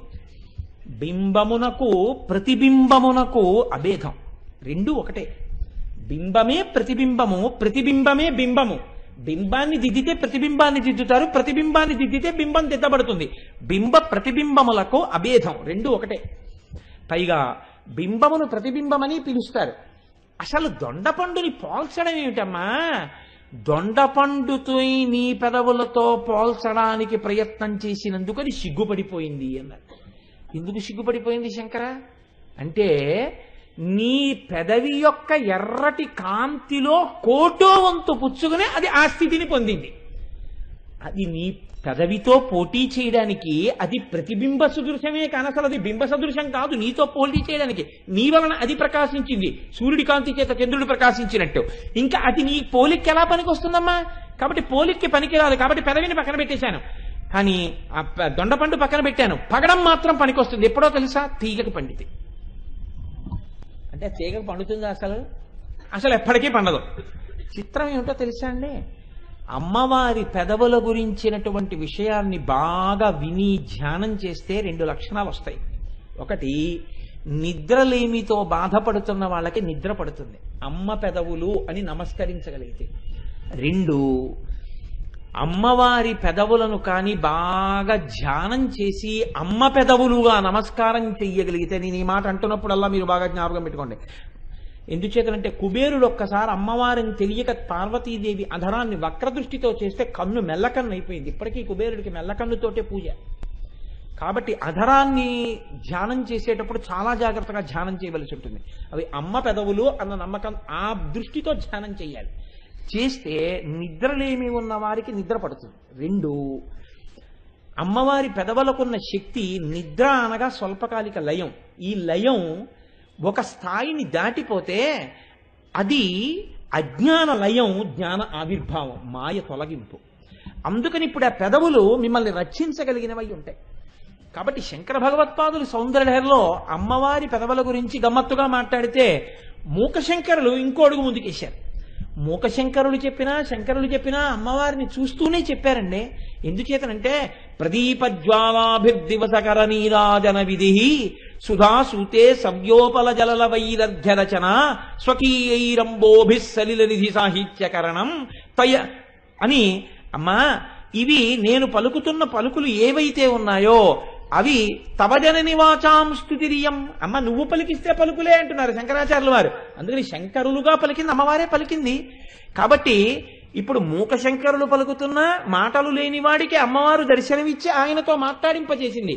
మూకశంకరులు అన్నారు అమ్మవారి గురించి, కలమంజుల వాగనుమిత గళపంజర గత శుకగ్రహ ఉత్కంఠ్యాత్ అంబరదనంబరతే బింబబలం శంబరారి నాణ్యస్తం అన్నారు. ఎంత గమ్మత్తైన మాట అంటే, శంబరారి అంటే శంబరాసురుడి యొక్క శత్రు. ఈ శత్రు శబ్దం ఎందుకు వేశారు అంటే, ఆయన దేవలోకాధిపతి. దేవలోకం మీదకి దండయాత్రకి ఎప్పుడు వస్తారో రాక్షసులు అంటే దానికి ఏం నోటీస్ ఉండదు. ఇప్పుడు ఏదైనా పనికి ఫలానప్పుడు వెళ్ళాలి అని తెలుసు అనుకోండి, వాహనం అప్పుడు సిద్ధంగా ఉంచితే చాలు. ఆఫీసర్ గారు ఇంక ఇంట్లోకి వెళ్ళిపోయారనుకోండి, వెళ్ళిపోతే కారు డ్రైవరు కారు పెట్టుకుని బయట కూర్చోక్కర్లేదు. ఎందుకని? ఆయన ఇంటికి వెళ్ళిపోయారు, ఇంకంటే ఆయన పడుకుంటారు. కాబట్టి ఇప్పుడు డ్రైవర్ ఏం చేస్తాడు? కారు తీసుకెళ్లి ఆఫీసులో పెట్టేసి తను వెళ్ళిపోతాడు. లేదా కారు ఆఫీసర్ గారు ఇంట్లో వదిలేసి అక్కడ తన స్కూటర్ తీసుకుని ఇంటికి వెళ్ళిపోతాడు. మళ్ళీ ఎప్పుడు రావాలి డ్రైవర్ అంటే ఆయన చెప్తాడు, రేపు తన పనిని బట్టి చెప్తాడు, వేరే రేపు ఉదయం 8 గంటలకు మనం ఇన్స్పెక్షన్కి బలానా చోటుకి వెళ్ళాలి, నువ్వు 8 గంటలకు వచ్చేయి అంటాడు. ఇప్పుడు అతను 8ంటికి వచ్చేస్తాడు. ఎందుకు వచ్చేస్తాడు? ఇతనికి తెలుసు ఎప్పుడెప్పుడు ఎక్కడికి వెళ్ళాలన్నది అధికారికి తెలుసు. ఆయన పనిని బట్టి ఆయన వాహనం నడిపేవాడు సిద్ధంగా ఉంటాడు. ఇంద్రుణ్ణి పరిపాలకుడని చెప్పట్లేదు. ఇప్పుడు పరిపాలకుడిగా ఉంటే ఎప్పుడెప్పుడు బయటికి వెడతాడో ఇంద్రుడికే తెలుసు. పరిపాలకుడిగా చెప్పట్లేదు. శంబరారి అంటున్నారంటే శంబరాసురుడి శత్రువు. అంటే ఇప్పుడు దేవతల యొక్క రాజ్యాన్ని రక్షించేటటువంటి వాడిగా చెప్తున్నారు. యుద్ధం ఎప్పుడు వస్తుందో ఇంద్రుడికి తెలుసా? తెలియదు. ఎందుకు తెలియదు? ఎవడో తపస్సు చేస్తాడు, బ్రహ్మగారు ప్రత్యక్షం అవుతాడు, ఏం కావాలంటాడు, నాకు చచ్చిపోకుండా వరం కావాలంటాడు. అలా కుదరదు, ఇంకో మాట చెప్పంటారు. ఏదో దీనివల్ల గాలిని కొంబిని అగ్నియంబుల ఆకాశస్థలిన్ దిక్కులన్ రేలన్ ఘస్రబలం తమ ప్రబల భూరిగ్రాహ వ్యాళాదిత్య నరాది జంతు కలహ వ్యాప్తిన్ సమస్త్రస్త్ర శస్త్రాలిన్ మృత్యువులేని జీవనము లోకాధీశ ఇప్పించవే అంటాడు. చిరంజీవ అంటాడు. అంతే, వీడి దేవలోకం మీదకి వెళ్ళిపోతాడు. ఈయనకి ఎలా తెలుస్తుంది? అందుకని ఈయన వాహనం ఎప్పుడు ఉండాలి, ఎప్పుడు యుద్ధానికి వెళ్ళాలో అందుకని ఎప్పుడూ సిద్ధంగా ఉండాలి. ఎవరు? మహానుభావుడైనటువంటి ఇంద్రుడైనా లేకపోతే మన్మధుడైనా వాళ్ళిద్దరూ ఎప్పుడు లోకంలో ఎవరి దగ్గరికి వెళ్ళవలసి ఉంటుంది అంటే ఎవరికి తెలియదు. ఇప్పుడు అటువంటి శంబరారి యొక్క వాహనం ఏది? చిలుక. ఒకరోజు బయటికి వచ్చి చూసేటప్పటికీ ఆ చిలుక కనపడలేదు. ఇప్పుడు వాహనం ఎప్పుడు ఎవరు వాహనాన్ని అధిరోహిస్తారో వారి కోసం సిద్ధంగా ఉండాలి. కానీ ఇప్పుడు వాహనం కనపడలేదు. ఇప్పుడు వాహనాన్ని ఎక్కి ఆయన వెతుక్కుంటున్నాడు. తన మోటార్ సైకిల్ అక్కడ పెడితే ఎవడో ఎత్తుకుపోతే ఆయన మోటార్ సైకిల్ కోసం వెతుక్కున్నాడు. అదంటే మోటార్ సైకిల్ అంటే ప్రాణం లేనిది. ఎవడు తాళం పెట్టి చెవి పెట్టి తీసినా వచ్చేస్తుంది, వెళ్ళిపోతుంది. కాబట్టి మోటార్ సైకిల్ని తిట్టకూడదు. అదేమిటి దిక్కుమాలిందానా అలా వెళ్ళిపోయావు అనకూడదు. అది ఆయన వాహనం, చిలక ప్రాణం ఉన్నది. దానికి తెలుసు నేను బలానా వాళ్ళ వాహనం ఇంకోళ్ళు ఎక్కితే అది పనికిరాదు, అది వెళ్ళదు, అలాగా నా యజమానే ఎక్కాలనాలి. కానీ అది కనపడకుండా పోయింది. అంటే ఏం చేసింది? ఇప్పుడు స్వామిద్రోహం చేసింది. స్వామిద్రోహం చేసినా ఆయన బెంగెట్టుకున్నాడు. ఒరే నా చిలక ఎక్కడికి వెళ్ళిపోయిందో అని దాని మీద మమకారంతో వెతుక్కుంటున్నాడు. ఇప్పుడు ఆయనకి ఏమిటి గుర్తు అంటే గేదెన్నవాడికే తెలుసు తన గేదె ఎలా అరుస్తుందో. అది కూడా మన గేదె అరుస్తోందంటే మిగిలిన వాళ్ళకి తెలియదు. మీరు లోకంలో ఎలా ఉంటుందంటే మీరు ఎప్పుడైనా చూడండి, ఓ చెట్టు మీద కాకులు వాలాయనుకోండి. గోదావరి తీరంబున ఒక పెద్ద వటవృక్షంబు కలదు, ఆ వటవృక్షంబును ఆధారంబు చేసుకుని అనేకమైనటువంటి పక్షులు గూడు కట్టుకుని నివసించుతుండేవి అని మిత్రలాభం మిత్రభేదంలో చదువుకున్నట్టుగా బోలెడన్ని కాకులు వాలి ఉంటే ఒక్క కాకిని గుర్తుపట్టడానికి ప్రయత్నించండి. అలలలల తిరిగి వచ్చింది అనుకోండి, ఆ కాకేదో మీకు గుర్తుండదు. తన చిలక ఎలా గుర్తుంటుంది? తన గేదె ఎలా గుర్తుంటుంది అంటే యజమానికి తెలుసు. ఈ చిలక ఏం చేస్తుంది? కేవలం తీసుకెళ్ళడం కాదు, మంచి పాటలు పాడుతుంది ఆ చిలక. ఈయన నేర్పాడు కొన్ని మాటలు, ఆ పలుకులు పలుకుతూ ఉంటుంది. కాబట్టి ఇప్పుడు ఆ చిలక ఎక్కడుంది అని వెతుక్కుంటూ పెడుతున్నాడు. ఇప్పుడు ఆ చిలక అరుస్తోంది, చిలక అరుపు వినపడుతోంది. ఆ చిలక ఎక్కడుంది అని ఎక్కడ అరుపు వినపడుతోందో అక్కడికి వెళ్ళాట. ఎక్కడ వినపడుతోంది ఆ చిలక అరుపు అంటే మూకశంకరులు అన్నారు, అమ్మ ఇక్కడి నుంచి వినపడుతోంది నీ కంఠంలోంచి అన్నారు.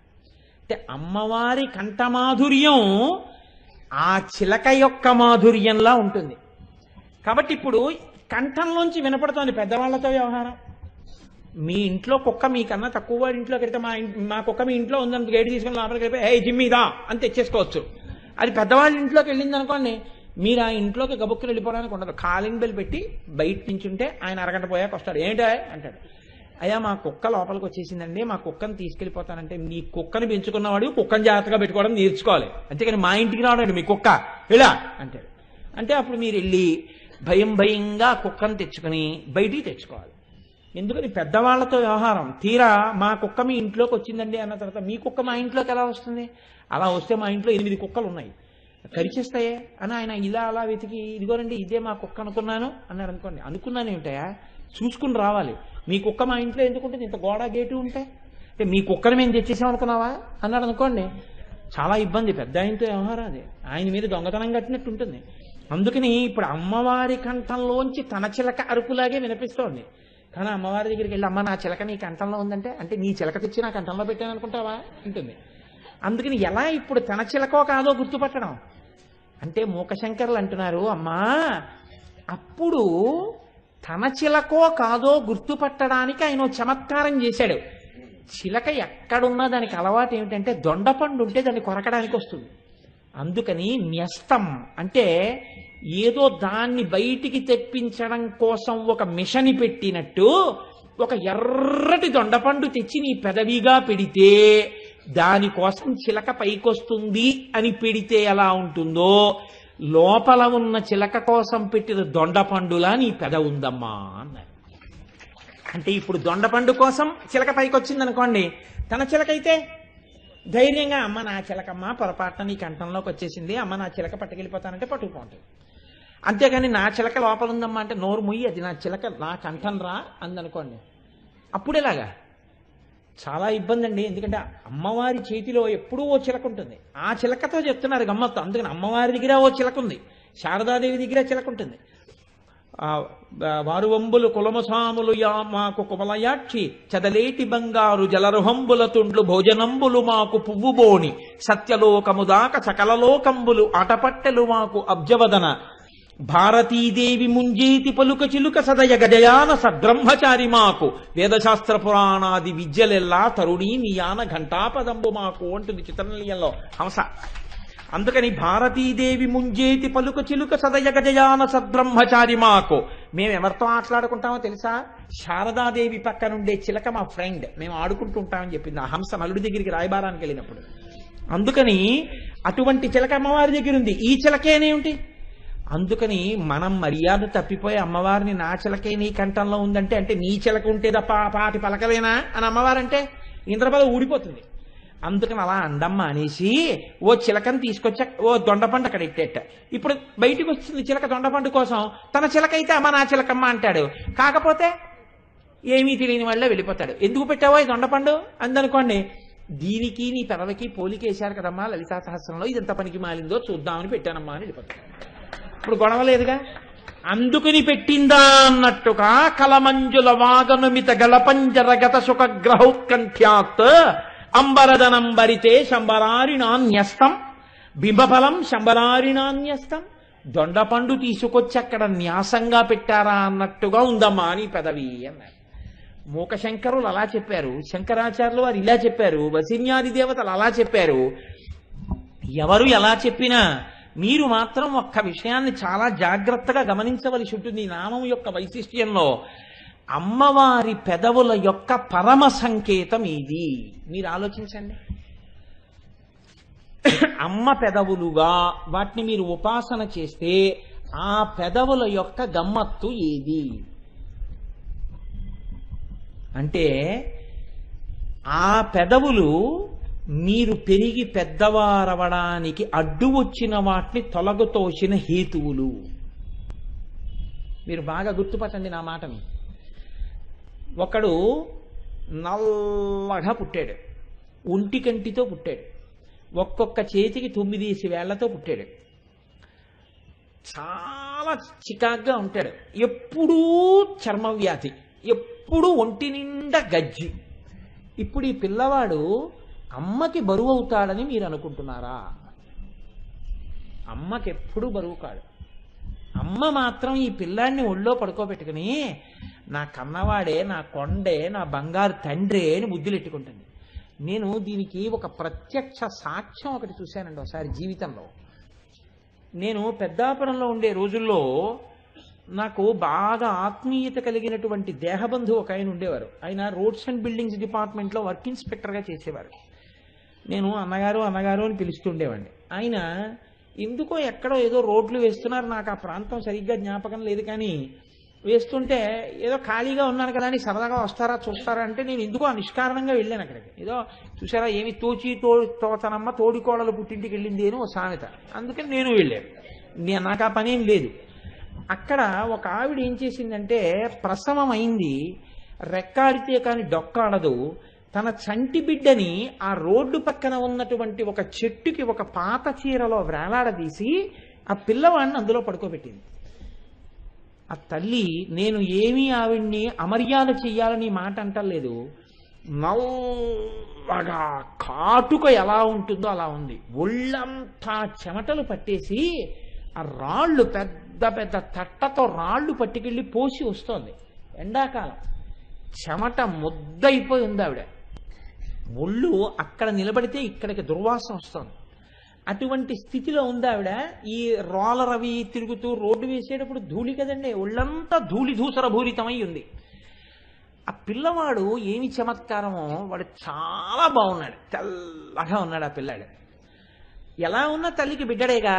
అలా వెళ్ళిపోతూ అక్కడ ఒక కారు ఒకటి ఆగి ఆ చెట్టు కింద పలహారం చేయడం కోసం ఆ కారులో ఉన్న వాళ్ళు దిగి ఏదో ఆ పళ్ళు పలహారాలు అవి తీసుకుంటూ, అందులో ఒక తల్లి ఈ ఉయ్యలలో ఉన్న పిల్లవాడిని చూసింది. చూసి ఎంత బాగున్నాడో ఈ పిల్లాడని తీసి, ఆవిడ మహదైశ్వర్యవంతురాలు, మెరిసిపోతోంది, అన్ని ఆభరణాలు ధరించింది. ధరించి ఇప్పుడు ఆ పిల్లవాడిని తీసుకుని గుండెల మీద వేసుకుని సంతోషిస్తాను. నాకు తర్వాత తెలిసింది ఏంటి అంటే, ఆవిడికి పిల్లలు లేరు. ఆవిడ పిల్లవాడిని గుండెల మీద వేసుకుని పొంగిపోతాడు. వాడు కయ్యోమని ఏడుస్తున్నాడు. ఈ తల్లి ఎక్కడి నుంచో అక్కడ రాళ్ళు పోస్తున్నది చూసి నవ్వుతూ వచ్చి ఆ పైన కట్టినటువంటి చుట్ట కుదురు తీసి ఇలా దులిపి ఎడం భుజం మీద వేసుకుని ఆ కట్టినటువంటి ఆ పమిట విప్పి ఇలా దోపుకున్న చీర కిందకి విప్పి దుమ్ము దులుపుకుని ఆ పిల్లవాడిని తీసుకుని ఇలా చేతుల్లో పట్టుకుని ఆవిడ అంది. అనేటప్పటికి వాడు ఇంత బోసి నవ్వు నవ్వి ఆవిడ పాలిస్తే అంత చెమట వాసనతో ఉన్న శరీరంలోంచి స్రవించిన పాలు వాడు గడగడ గడగడ గడగడ తాగేసి నిద్రైపోయాడు. ఈ తల్లి అలా చూస్తూ నిలబడి ఎంత అందంగా ఉన్నాడో ఈ పిల్లాడంది, వెళ్ళిపోయింది. ఈ పిల్లవాడిని ఒళ్ళో పడుకోబెట్టుకుని ఆవిడ వచ్చినటువంటి భాషలో నా బంగారు తండ్రి, నా వజ్రాల కొండ అని ముద్దులాడి ఆ పిల్లవాడిని ఉయ్యాల్లో పడుకోబెట్టుకుని మళ్ళీ ఆవిడ పని చేసుకోవడానికి వెళ్ళిపోయింది. మీరు చూడండి, ఇందులో గమ్మత్తు, అందులో పెద్ద రహస్యం ఏమి ఉండదు. నా బుర్ర నేను అలా అంటుంటాను అలవాటు కొద్దీ. తల్లికి పిల్లవాడంటే తన బిడ్డ అంటే లోకమంతా వదిలేసిన వాడైనా సరే అమ్మకి ప్రాణం. అమ్మతనాన్ని చూసేటప్పుడు తన అమ్మ అయితే చాలు తప్ప ఈ అమ్మ కన్నా ఆ అమ్మ బాగుందని చెప్పి ఆ అమ్మని ప్రేమించడం తెలియని తనం బిడ్డతనం కదండి. ఈ అమ్మ కన్నా ఆ అమ్మ బాగుందని ఏ పిల్లవాడు ఇంకో అమ్మతో వెళ్ళిపోడు. అమ్మ అంటే అంతే. అమ్మ ధనికురాలా, అమ్మ దరిద్రురాలా వాడికి తెలియదు. అమ్మ అందగత్తే, అమ్మ అందవిహీనురాలా, అసలు శాస్త్రంలో ఆ మాటే లేదు. అమ్మ అమ్మే, బిడ్డ బిడ్డే. బిడ్డ లోకంలో అందరూ వీడంత పనికిమాలిన వాడు లేడు, వీడు ఇలా ఉంటాడు అలా ఉంటాడని ఎవ్వరూ ఇలా బుగ్గగిల్లిన వాళ్ళు కూడా లేరు ఆ పిల్లాన్ని. కానీ ఈవిడ ఆ పిల్లాన్ని పట్టుకుని పేరంటాలకు ఎడుతుంది, ఆ పిల్లాన్ని పట్టుకుని బజారుకి ఎడుతుంది.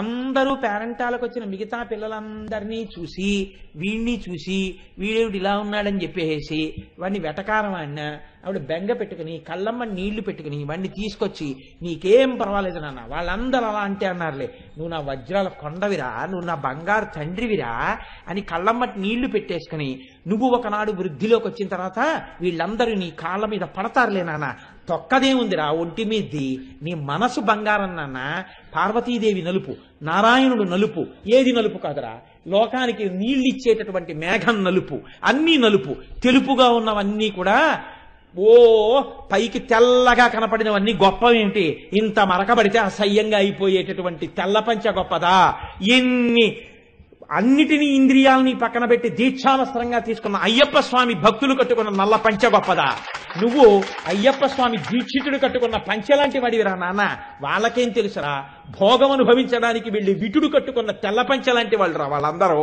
అని ఇంత కవిత్వం చెప్పేస్తుంది ఆవిడ. వీడు అసాధారణ ప్రజ్ఞాశాలి అయి వీడి అందం చూడ్డానికి ఏమి ఉండదు. అబ్దుల్ కలాం గారు అందం చూడడానికి ఏముంటుందండి, మధ్యపాపిడి తీసి ఇలా చూపితే ఇంత ఊత జుత్తు ఇక్కడ వరకు పిట్టంత మనిషి, ఏముంటుంది అందం ఆయన వస్తే. కానీ మీరు పేపర్లలో చూసుంటారు అబ్దుల్ కలాం గారు అలా నిలబడితే పిల్లలు కూడా ఇలా కెమెరాస్ పట్టుకుని నిలబడ్డారు. అబ్దుల్ కలాం గారిని చూడడానికి అంత ఎగబడతారు, లోపలి సౌందర్యం. ఇప్పుడు ఆ పిల్లవాడు అంత వాడయ్యాడు, ఆయనతో ఫోటోలు తీయించుకునేవాళ్ళు, ఆయన ఫోటోలు తీసుకునేవాళ్ళు, ఆయన దగ్గర చేశామన్న వాళ్ళు, ఆయనతో కలిసి ఉండేవాళ్ళు. మా ఆయన ఇంత వాడనేటటువంటి భార్య, మేము ఆ నాన్నగారి బిడ్డలమనేటటువంటి బిడ్డలు ఇంతమంది వచ్చారు. ఆనాడున్నది ఎవరు, అమ్మొక్కతే. ఆ తర్వాత ముద్దులు పెట్టుకున్న వాళ్ళందరూ వాడి యొక్క విభూతులను చూసి ముద్దులు పెట్టారు. ఏ విభూతి లేదని లోకం వదిలిన నాడు ముద్దు పెట్టుకున్న పెదవులు అమ్మ పెదవులు కదండి. ఆ పెదవుల యొక్క ముద్రలు ఎన్ని మాటలు పడ్డాయో ఆ పిల్లవాడి వృద్ధికి అన్ని ఆశీర్వచనాలు పడ్డాయి. ఆ పెదవుల ముద్రలు ఈ పిల్లవాడి నాడిలా అవడానికి హేతువులు కదండి.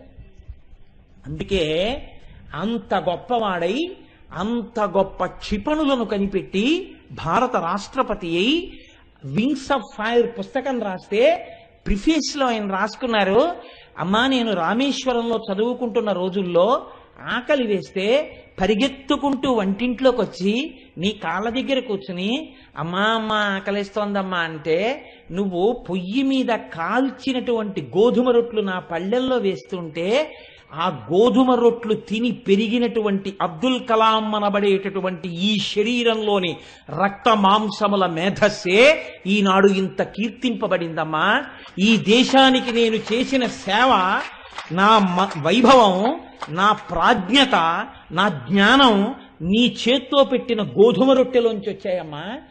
ఈ శరీరం మళ్ళీ పడిపోతే నేను చూడాలనుకునేది, నేను నమస్కరించాలనుకునేది ఎక్కడున్నా అక్కడికి నేను వచ్చి నీ పాదాలకి నమస్కరిస్తానమ్మా అని రాసుకున్నారు. అది ప్రాజ్ఞత. అందుకని మహానుభావుడు కలాం గారు. కాబట్టి ఇప్పుడు చెప్పండి, చిన్నతనంలో బిడ్డడు ఎలా ఉన్నా ఆ పిల్లవాడిని ముద్దులు పెట్టుకుని వాడికి అంగరక్ష పెట్టి వాడి వృద్ధిలోకి రావాలని వాడి అజ్ఞానం మన్నించిన అమ్మ పెదవుల ముద్రలే వాడి నాడు ఇంత వాడై వాడి మీద బడి ముద్దులెట్టుకుని మిగిలిన వాళ్ళు ఆయన చుట్టూ చేరడానికి హేతువులవుతున్నాయి. మిగిలిన వాళ్ళు పెట్టిన ముద్దులు చెప్పుకోవలసిన ముద్దులు కావు.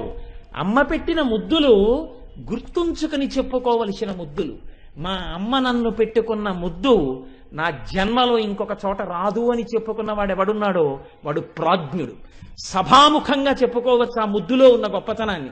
వేరొక ముద్దులో ఉన్న గొప్పతనాన్ని మీరు ఎలా చెప్పుకుంటారు?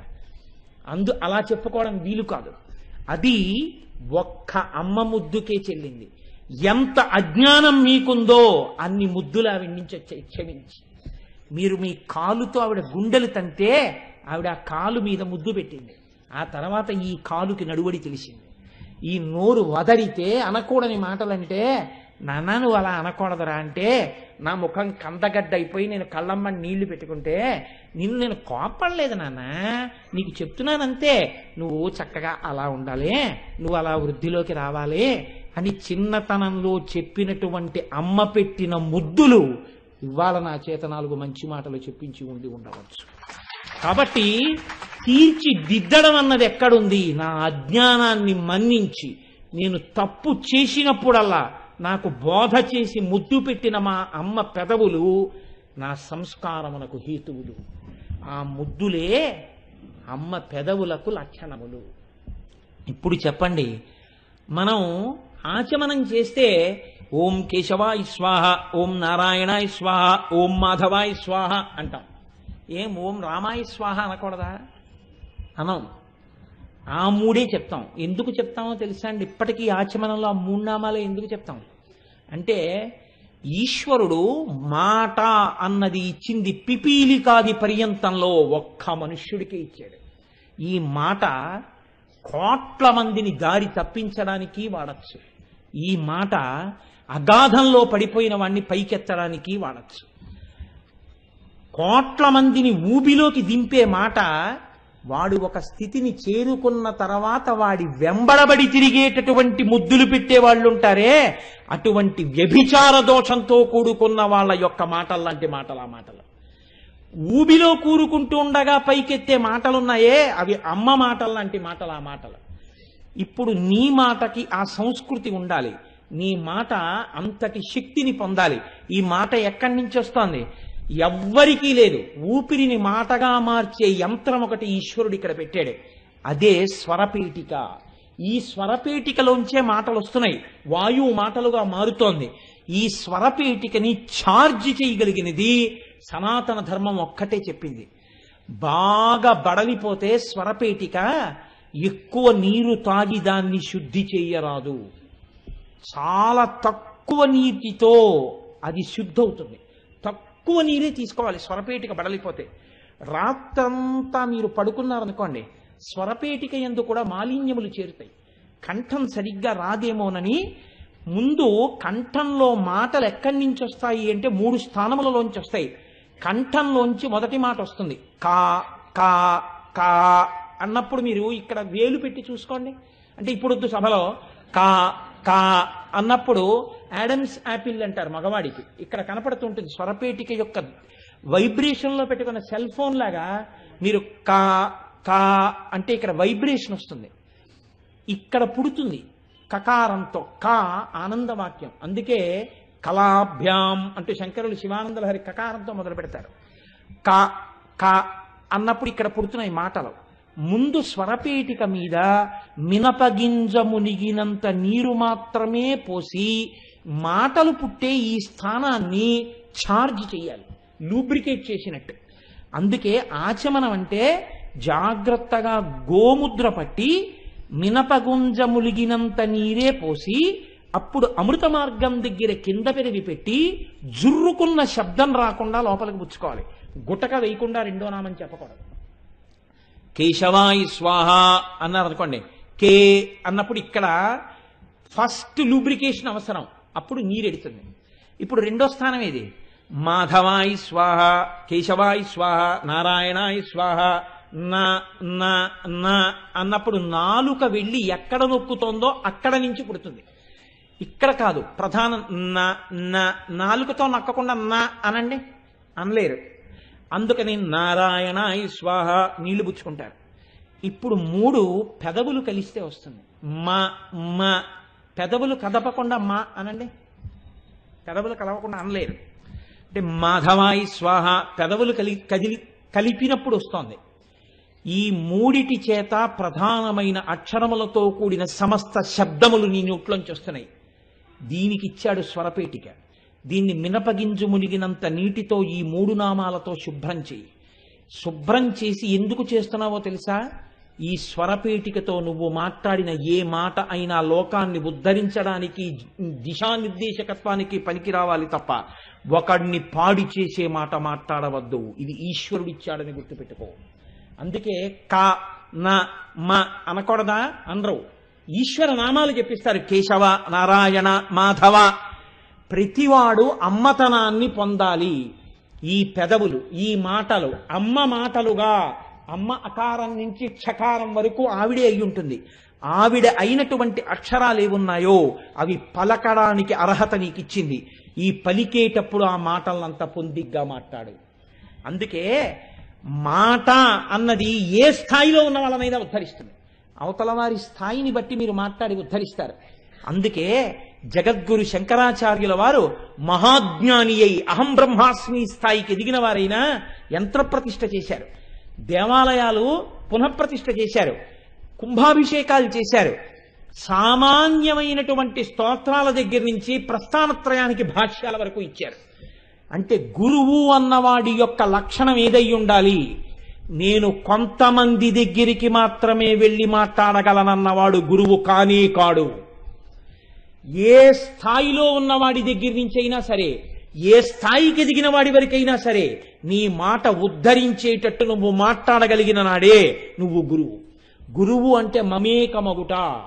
గురువు మడికట్టుకుని నేను ఎవ్వరితో కలవనని కూర్చుంటే, గురువే అసహ్యించుకుంటే, తల్లి అసహ్యించుకుంటే బిడ్డడెలా వృద్ధిలోకి రాడో, గురువే అసహ్యించుకుంటే లోకమునకు మార్గం ఏర్పడదు. అందుకే చంద్రశేఖర పరమాచార్య స్వామి ఆసేతు హిమాచల పర్యంతము పాదచారి అయి పర్యటించారు. నా తండ్రి ఆనాడలా పర్యటించి ఉండకపోతే లోకంలో ఎక్కడెక్కడ ఎవరెవరు ఏ స్థాయిలో ఉన్నారో వారికి ఆ మాటలు చెప్పి ఉండకపోతే ఇవాళ జాతికి ఆ మాటలు ఎక్కడి నుంచి వస్తాయి? పరమాచార్యుల వారి శరీరం వెళ్ళిపోయి ఉండవచ్చు, కానీ ఏ స్థాయిలో ఉన్న వాళ్ళకైనా అమ్మ మాటలు, అమ్మ వెళ్ళిపోయినా పిల్లవాడికి నాభీబంధం తెగిపోయినా హృదయబంధం ఉండిపోయినట్టు పరమాచార్య స్వామి వారి శరీరం ఇవాళ లేకపోయినా పరమాచార్యుల వారి అనుగ్రహ భాషణాలు మనని నిలబెట్టేస్తూనే ఉన్నాయి, అన్ని స్థాయిల్లో ఉన్న వాళ్ళని ఉద్ధరిస్తున్నాయి. ఇది పెదవుల యొక్క రహస్యం.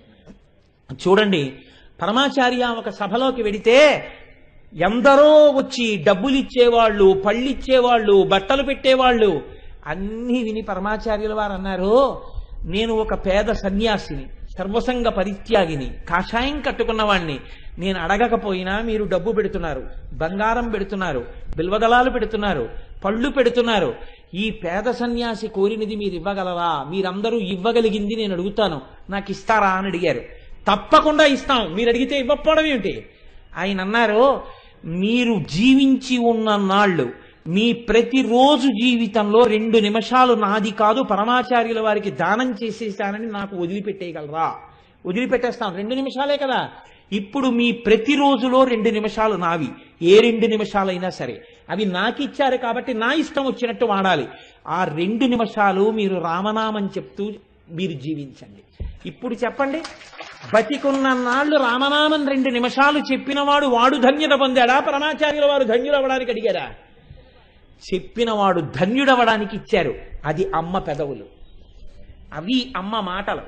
అవి ఎలా ఉంటాయో తెలుసా అండి? అమ్మ అనుగ్రహంతో పుడతారు వాళ్ళు కారణ జన్ములు. వాళ్ళందుకే వాళ్ళకి పాఠాలు ఎక్కడి నుంచో రావు. అమ్మ ప్రథమ గురువు అయినట్టే భావనయే అమ్మ. వాళ్ళు ఇక్కడి నుంచి లోకమంతా ఒకలా చూస్తే వాళ్ళొక్కళ్ళు ఒకలా చూస్తారు. ఈ చూడ్డంలోనే వాళ్ళు మహాపురుషులు అవుతారు. ఇంగ్లీష్లో ఒక ప్రొవెర్బ్ ఉంది, 2 men look through the same bars, one at the stars and one at the mud. ఇద్దరూ ఒక్క అద్దంలోంచే చూస్తున్నారు. ఒకడు ఆకాశంలో నక్షత్రాలు చూస్తున్నాడు, ఒకడు బురద వంక చూస్తున్నాడు. అంతే, చూసే దృష్టిని బట్టి. మీకు నేను ఒక ఉదాహరణ చెప్తాను. చంద్రశేఖర పరమాచార్య స్వామి వారు చిన్నతనంలో మహానుభావుడు ఒక ఇంట్లో వారు ఉన్నటువంటి సందులో పెద్ద గడబిడ అవుతోంది. ఆ ఇంటి వారు తాళం వేసుకుని ఎక్కడికో వెళ్ళారు. దొంగలు దూరారు, పట్టుకుందామని చెప్పి ఆ సందులో ఉన్న వాళ్ళందరూ లేచి, ఇదేమిటి దొంగ ఇంత అల్లరి చేస్తున్నాడు, లోపల గిన్నెలన్నీ పడేస్తున్నాడని కర్రలు పట్టుకున్నారు, బడితలు పట్టుకున్నారు. జాగ్రత్తగా మారుతాళంతో తాళం తీశారు. తాళం తీసి తలుపులు తీస్తే ఆ ఇంట్లో దూరినటువంటి ఒక పిల్లి పాకం తయారు చేసినటువంటి ఇరుకుమూతి కలిగిన పాత్రలోకి పాకం కోసమని మెడపెట్టింది. మెడపెడితే పైకి తీసుకోవడం రాలేదు, పాకం నాకేసింది. కళ్ళు కనపడక కంగారెత్తిపోయి పరిగెడుతుంటే ఇప్పుడు ఆ ముఖానికి పట్టుకున్న చెంబు బిందెల్ని గిన్నెల్ని కొడుతోంది. ఇది చప్పుళ్ళు. ఇప్పుడు ఈ పిల్లిని పట్టుకున్నారు. పట్టుకుని దాన్ని ఒక గొలుసకేసి కట్టి ముఖానికి ఉన్నటువంటి పాత్ర లాగేశారు. అందరితో పాటే ఈ పిల్లవాడు కూడా చూశాడు. అందరూ దిక్కుమాల పిల్లి ఇంట్లో దూరిందనుకుని పడుకున్నారు. పడుకుని నిద్ర పట్టని వ్యక్తి ఒక్కడే, ఒక పిల్లవాడు ఆలోచించాడు. మనుష్యుడు జీవితంలో ప్రతి దాని మీద ఆశ పెంచుకొని తలదూర్చిన వాడికి ఈ పిల్లికి ఏం తేడా అని. ప్రతి దాని మీద ఆశతో తలదూర్చిన వాడు కళ్ళు కనపడక ఇలాగే కొట్టుకుంటున్నాడు. అన్ని ఆశలు వదులుకొని ఈశ్వరుణ్ణి నమ్ముకున్నవాడు హాయిగా సుఖంగా ఉండగలుగుతున్నాడు. ఇదే భగవాన్ రమణులు అంటారు. రమణులు ఒకసారి ఏదో పుస్తకం చదువుతుంటే ఒక వ్యక్తి నిలబడ్డాడు. ఎందుకు వచ్చావు ఈ మాత్రం దానికి, వెళ్ళో అని అరుస్తున్నారు. రమణులు తలెత్తి అడిగారు, ఏమి ఎందుకు అరుస్తున్నారు, ఏం కావాలి అతనికి అని అడిగారు. కడుపు కాలిపోతోందయ్యా, పట్టెడన్నం పెట్టించండి అన్నాడు. అంటే రమణులు అన్నారు, వెంటనే ఇతన్ని తీసుకెళ్ళి అన్నం పెట్టించండి అన్నారు. అతన్ని రా అని తీసుకెడుతున్నారు. రమణులు కళ్ళతోడు తీసి పక్కన పెట్టన్నారు, వాడు ఏమీ లేనివాడు కాబట్టి వాడికి పట్టెడన్నంతో తృప్తి.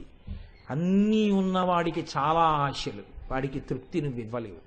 చూశావా, కౌపీనవంత ఖలు భాగ్యవంత. పరమాచార్యుల వారిని చిన్నతనంలో ఈ సంఘటన చూసిన పిల్లవాడే తరువాతి కాలంలో అన్ని ఆశలు వదులుకుని చంద్రశేఖర పరమాచార్య స్వామి అయి నడిచే దేవుడై, కాంచీ పీఠాధిపతి అయి, మహానుభావుడై ఈ భూమండలం మీద 4 చెరగులా నడయాడి ఎన్ని ఉపదేశాలు చేశారో లోకులకు. ఒక్క సంఘటన ఆయన మారారు. ఆయన్ని మార్చిన తరువాత ఆ పెదవులలోంచొచ్చిన మాటలన్నీ మన్ని పైకెత్తిన అమ్మ ముద్దులు. ఆ ప్రతి మాట మన్ని సంస్కరిస్తుంది. 77 వచ్చేసిన తర్వాత పరమాచార్యుల వారికి ఒక చిత్రమైనటువంటి సంఘటన జరిగింది. చిన్నతనంలో ఏ పిల్లి అలా చేసిందో అలాగే ఒక పిల్లి మఠంలో కూడా చేసింది. పరమాచార్యుల వారికి వచ్చి పీఠం మేనేజర్ చెప్పాడు, పిల్లి ఒకటి పాల గిన్నెలు పాల చెంబులో తల పెట్టేసిందండి, తల ఊడి రాలేదు, పరిగెత్తింది అన్నారు. అంటే పక్కన ఉన్న మిగిలిన వాళ్ళు అన్నారు, ఇక నుంచి పాల గిన్నెల మీద మూత పెట్టండి అన్నారు. పరమాచార్య స్వామి నవ్వి అన్నారు, పెద్ద పాల గిన్నె పెడితే తాగి పిల్లి వెళ్ళిపోతుందిగా అన్నారు. ఎంత తేడాయో చూడండి, ఎంత తేడాయో చూడండి.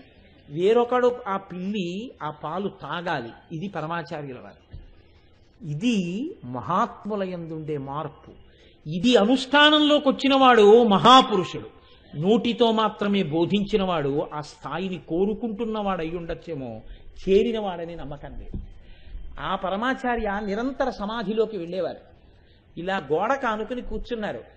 అస్థిపంజరం అయిపోయిందండి శరీరం. ఇంత ముద్ద తినేవారు కాదు మహానుభావుడు. ఎప్పుడు తినేవారు, ఎంత ధర్మమో, ఎంత నియమమో, ఎప్పుడూ అనుగ్రహ భాషణమే, ఉద్ధరించడమే లోకాన్ని. ఓ గోడ కానుకుని కూర్చుంటే సత్యదండం పట్టుకుని కాసేపటికి బహిర్ముఖులయ్యారు. శిష్యుణ్ణి పిలిచి తల మీద ఉన్నటువంటి వస్త్రం తీసి వీపు మీద ఉన్న వస్త్రం తీసి అన్నారు, చెదపురుగులు నా వీపు మీద పాకుతున్నట్టున్నాయి, ఒక్క పురుగు చచ్చిపోకుండా జాగ్రత్తగా తీ అని ఒంగున్నారు. అప్పటికి 70 ఏళ్లు దాటిపోయిన ఒగ్గు, వెన్నుపూసలు కనపడుతున్నాయి, ఉరప్పంజరం కనపడుతోంది. ఈ చెదపురుగులు అప్పటికే వీపు మీద కురుకేస్తున్నాయి.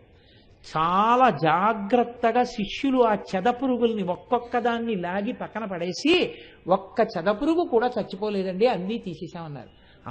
పోన్లే అని వీపు తడుముకుని వెళ్ళిపోయారు తప్ప ఇలా అనుకుంటే అయిపోతుంది, అలా అనలేదు.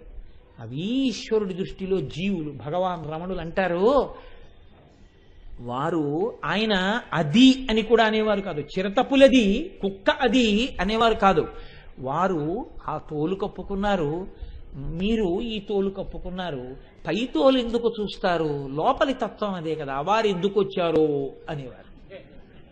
ఇది అద్భుతం, ఇది సనాతన ధర్మపు పట్టుగొడుగు. వాళ్ళు కారణజన్ములు, వాళ్ళ మాటలు అమ్మ ముద్దులు, ఆ ముద్దులకు ఆధారం ఆ పెదవులు. ఆ పెదవుల మాటలు, ఆ పెదవులు కదిలితే వచ్చిన మాటలు అమ్మ మూతి ముడిచిపెట్టిన ముద్దులు. పెదవులు విప్పి ముద్దు పెట్టారు, పెదవులు మూసి ముద్దు పెడతారు. కాబట్టి మూతి ముందుకొస్తుంది.